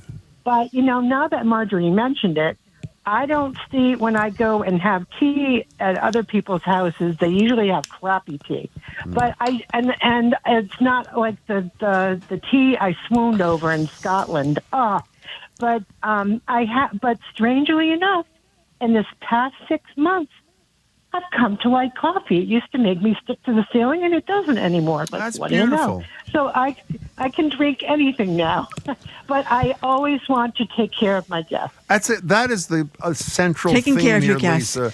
It's not an extravagant demand. It's a basic demand. Happy birthday, and thanks for calling, Lisa. We appreciate it. Yep. Not everyone who's texting is showing that generosity of spirit. Listen to this one. If someone doesn't have coffee, they should bring their own. A host is certainly responsible to tell the guests that, no, that's not it. That's not, I read the wrong one. Listen to this. Yeah. I don't drink coffee. I hate the smell of it. I'm happy to share anything with guests, but not supply things I don't use. How about that one? Well, then they're not willing to provide everything for guests. They're willing to provide what they want. This is an interesting question. I think one of our colleagues asked, if your guest is a cigarette smoker, should you give them a pack of like Marlboros or something when they get there? Yeah, well, one of our staff members says she pre-rolls a joint every time she's got company coming over, so they'll be ready just in case. Yeah. Okay, Bonnie, can I take a call, or what are you doing? Go ahead. Fine, I will. Bonnie in Salem, welcome to the show. Hi, Bonnie. How you doing? Hey, guys. Hi. Hello. Good afternoon. This is not my first call, but I love calling. Well, good. So thank you. My question is, okay, it's not necessarily name calling, but my curiosity is when someone is having brunch for 12 people at their home, or maybe 14, and they have a lovely spread, and the only thing they have is this teeny tiny minuscule Keurig, so that you can only have one cup of coffee, and it takes forever to come out. Then the next time around, you can't even get another cup of coffee for an hour. You could have already gone to Dunkin' Donuts and bought a box of Joe. My kind of woman. Yeah, the ferocity you gotta get a big of that coffee. call was beautiful, Bonnie. That's true. You need one of those great big coffee things if you're going to have 12 people over, don't you? Because people can go through a lot of coffee. Yeah. How many people have... Bonnie, thanks for the call. How many times you had... you have 12 people over from time to time, don't you? Well, I had a little COVID brunch after my daughter got married. We all... Yeah. At your house? Well, we had to open all the windows and be out in the back porch. What'd you make, prune chicken? What'd you make, prune chicken? No, like from Flour Bakery. I got it from Flour Bakery. It was a brunch. It was fantastic. That's really but you had to good. get one of those big coffee things, big boxes. They make you like I know what a coffee 4 box boxes of coffee. You can get it from Dunkin' Donuts or Starbucks or Flour Bakery. Have you changed your position on this? You think you have changed your position, right? Yeah. Well, the a-holes are the providers. You invite somebody over, you provide the basics, not the extraordinaries, but the basics. Well, a lot of people are pointing out that if someone invites you to stay in their home for free, and you're a really coffee fanatic, and you know they don't drink coffee, you should bring your own damn coffee. No. So some people are on my side, Jim. No, it's basic. Not everybody, but some people. Okay, Let's go to Caroline in the South End. What do you think, Caroline? Hello, Caroline. I think that Jim is acting like an entitled a-hole. Thank you. Thank you. That made Marjorie happy. So go ahead, Caroline. Oh, Marjorie, I am so on your side. You're acting like an entitled a-hole. I heard that. You can want what you want, but when you're a guest in somebody's house, that's what you are, a guest in somebody's house. I don't particularly like the smell of coffee. My husband drinks coffee, and he has one of those Nespresso machines. But I don't like the smell of coffee. I didn't like it when I was pregnant, when I had cancer. It's just terrible. And I live in the South End, and there's so many wonderful coffee shops around here. Yeah. I'm happy to take my guests to one of them. That's all I have to say. That is a woman with a... you're not done. Go ahead, Caroline. You want to call me an a-hole again? Go ahead. Jim, when I come to your house, are you going to have a mahogany box full of the different assorted teas that I like to have? That actually won't be a problem because you're not coming to my house, Caroline, after calling me an a-hole. That's right. I'm not going to your house. Caroline, you were great. Why? That was great. Thank you. Why? Because you're... I'm sorry. We didn't. Our apologies. We cut her off. By the way, can we play a good soundbite? We have a lot of coffee sound. This is my favorite. Sometimes not having coffee in the house isn't such a big deal. Here's 8 seconds of romantic tension from the 1996 Ewan. I hope I pronounced that right. Zoe said I'd say I pronounce it. McGregor comedy drama. You got to listen carefully because it's quick. Brassed off. Here it is. Come up for a coffee. I don't drink coffee. I haven't got any. That's pretty great. That is a pretty great soundbite as far as I'm concerned. I like that very love much. That soundbite. Oh, that worked out well. You can tell. Okay. So here's somebody that's being very polite, very polite. Right. This is endemic of everyone being a-holes to each other. The host should be more gracious to accommodate their guests, and the guests should be more gracious about being guests. No. When did it become okay for everyone to be jerks? When I have overnight guests, I reach out to ask specifically about breakfast preferences to make sure I accommodate my guests. And that's kind of true. If you have somebody overnight for your house, do they like cereal? Do they like eggs? Do they like bacon? Do they like pastries? Well, can I follow up on that? I think it's really, really important to ask those kind of questions. For example, when I have friends coming in from out of town, you know what the first question I ask them, Marjorie, is? What hotel do you want to stay in? That's I always ask that as the first question. Here's someone who's kind of like you, Jim. What? Anytime we have guests sleep over, when it's time for bed, I tell them, there's a big box store around the corner. Go get yourself a sleeping bag. That's a good one. That is a pretty good one, actually. Okay, let's go to Kristen in New Hampshire. Hi, Kristen. How are you? Hello there. I am horrified by all of this, Beautiful. and I totally support Jim. Thank you. I mean, really, where did this happen? I am so happy to provide anything for people that are staying at my house. I'm with you. It brings me joy. Me too. Coffee, whatever it is. Where did this become a political, insulting type of thing? It's horrible. And by the way, you are right. It shouldn't just stop at coffee. If you have guests at your house, Kristen, you provide joy in their life. That's what you're saying. Jim is correct? providing a lot of joy over there in Cambridge. Their room look nice. I have flowers, candies. You want them to be comfortable and say, wow, I had a great time. Not like, Kristen, invite us over anytime you want. That's Kristen from New Hampshire. I will. Thank you. That is the classic excellent host, in my estimation. That's how you approach guests at your house. Well, it is odd. It is odd, I must say, that if you had these people over and you knew they were upset about the coffee and you have them over again, you basically say, drop dead. Yeah, we should be clear about this. This was the second time they visited. Second time. They made clear they were not happy. They were polite the first time about not having any coffee. The second time, you either don't invite them or you provide coffee. Yes or no? Yeah, but I still would do what I said before. No, you if I were going to somebody's house that didn't drink coffee and didn't have any coffee making equipment, I would bring a French press or bring a huge container of coffee from somewhere and heat it up the next day. You would intend to bring a French press. You would leave it in your house. I would forget. Can't find the coffee, and you have left your credit card under the rock. That's right. Okay. Let's go to Todd in Attleboro. Hello, Todd. We're talking about a-holes and coffee. Hi there. Yeah, hey, I've got some very strong opinions about this. I do like coffee. I like hosting, and I want to make sure that I've got reasonable accommodations from my guests. Coffee, tea, maybe a little bit of liquor. I don't cook every day, but for me it's really important. And just because I lived overseas in a lot of different cultures, I've got a lot of different coffee type machines, grinds, espresso. My husband's Egyptian.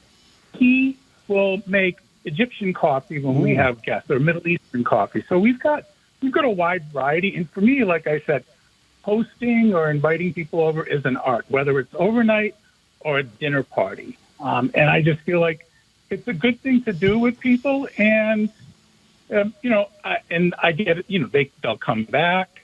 I get invited over to their houses if it's local. I also entertain foreign guests, but I don't push coffee on anybody if they don't want it. I've got alternatives. That is a beautiful phone call and a beautiful spirit. Now, you say you provide it because you want them to come back. If you didn't want them to come back, would you not provide it, Todd?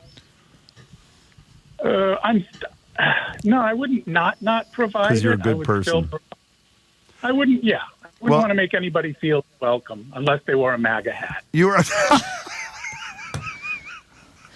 My mom... Todd, thanks for the call. We appreciate it. Are coffee drinkers, and we travel with our coffee maker. We get migraines if we don't have access to the magic elixir. She's currently on a plane for vacation with her little coffee container in tow. Coffee other places may not be strong enough for us. Wow. Yeah, they're really. What was the wow coffee. part? What was the wow part? That they're that into coffee that they would actually travel on an airplane with the coffee container right in their suitcase. Yeah. How happy are you? A lot of people have coffee bags. You ever tried that? What is a coffee like tea bag? bags? I've never even heard of that.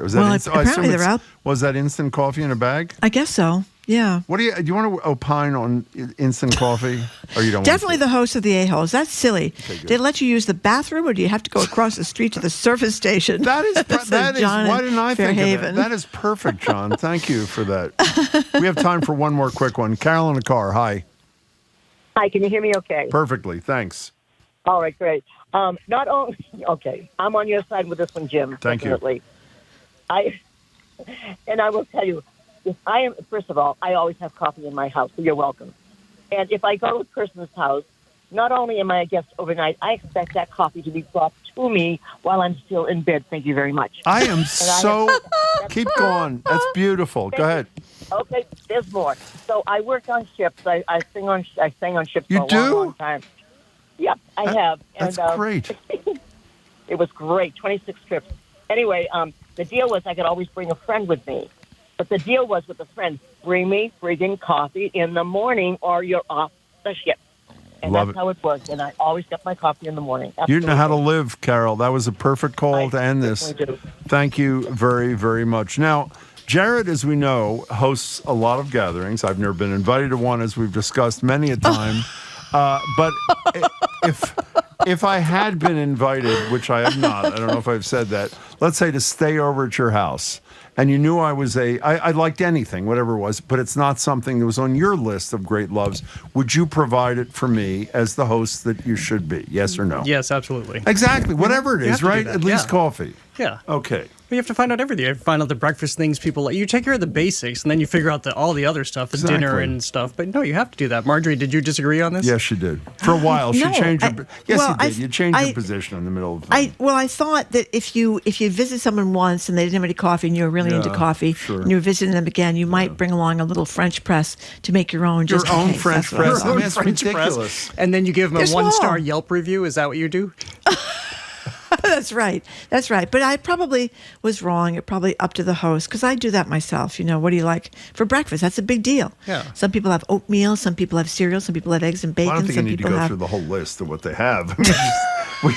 We understand the concept. You leave a little gummy on their pillow, and By the way, That's how much right, do you gummy. like I don't like a mint on my pillow at the hotel. I like a solid piece of chocolate. I love that. Chocolate. Oh my God! You got to go How for the great chocolate. Is that like a real serious piece of chocolate? Yeah, okay. Like that turned out that hotel in Thailand that Christopher Mueller stayed at. White Lotus. Where they filmed White Lotus. No. Can you believe it? No, I can't. Okay, so what are you doing here? Oh, you're talking about the show. We're going to talk about the show. What's on the show? We have the Revolutionary Snake Ensemble, which has a really fun Ken Mardi Field? Gras. Ken Field, yep, has a very fun Mardi Gras party concert coming up at Sculler, so we'll talk about that. They were performing as well, Ken Field and trumpeter Jason Palmer. We're going to speak to the new MIT Museum director, Michael John Gorman. The MIT Museum is interesting because it's always trying to show the future future. So it's a different task that most museums have because you have to evolve. This future must be a very scary museum, but go ahead. Yeah, next. I mean, maybe, yeah. Hopefully they're planning for our future. That's right. There's nothing in the museum. That's the problem. That's telling too. But I'm bummed. Thank you. What's the other thing? And then Mary Grant, president of MassArt, is here to join us to talk about all things Trump administration actions in arts and higher ed. Oh, wow, that's great. Yeah. I mean, horrible and great. Thank you, Jared. Well, Jared would Bowen, have thank coffee, you very much. or oatmeal, or lox and bagel, or lox and bagels. I forgot about that. All of the things. With a red onion croissant, sliced narrowly, almond croissant, chocolate croissant. That's it. Goodbye, Jared. Nice to see you. Thanks, Jared. Thank you for listening to another edition of Boston Public Radio and for watching the live stream. Keep up with us 24/7 by way of our podcast, or check out our TikTok page at Boston Public Radio. Tomorrow, we're going to be back at the Boston Public Library, Live Music Friday, featuring players from the Black Arts Collective Castle of Our Skins. Also, we'll be joined by Economic Development Secretary Yvonne Howe, plus Boston Medical Center's Dr. Catherine Gergen-Barnett, and our new Friday media analysis segment, Press Play. We're going to talk with Bay State Banner co-editor and publisher Ron Mitchell and Wall Street Journal columnist Callum Borges. Our crew, we want to thank them as well. Zoe Matthews, Aidan Conley, Nicole Garcia, Hannah Loss, our engineer John the Claw Parker, our executive producer Jane Bologna. Special thanks to Maddie Geyer and Patrick Lally, who ran today's YouTube stream. And the Culture Show, as we always say with Jared Bowen, comes on right after us. No break for the news. You're listening to 89.7 GBH. I am Marjorie Egan. I'm Jim Browdy, and if you are invited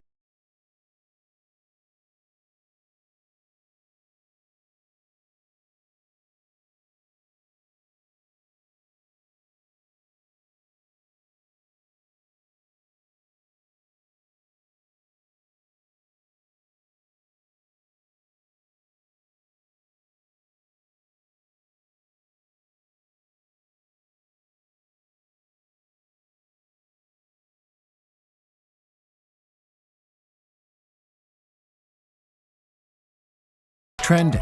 What's interesting? What's going on around town? We're talking all things arts and culture on The Culture Show. Next on GBH 89.7. Funding for our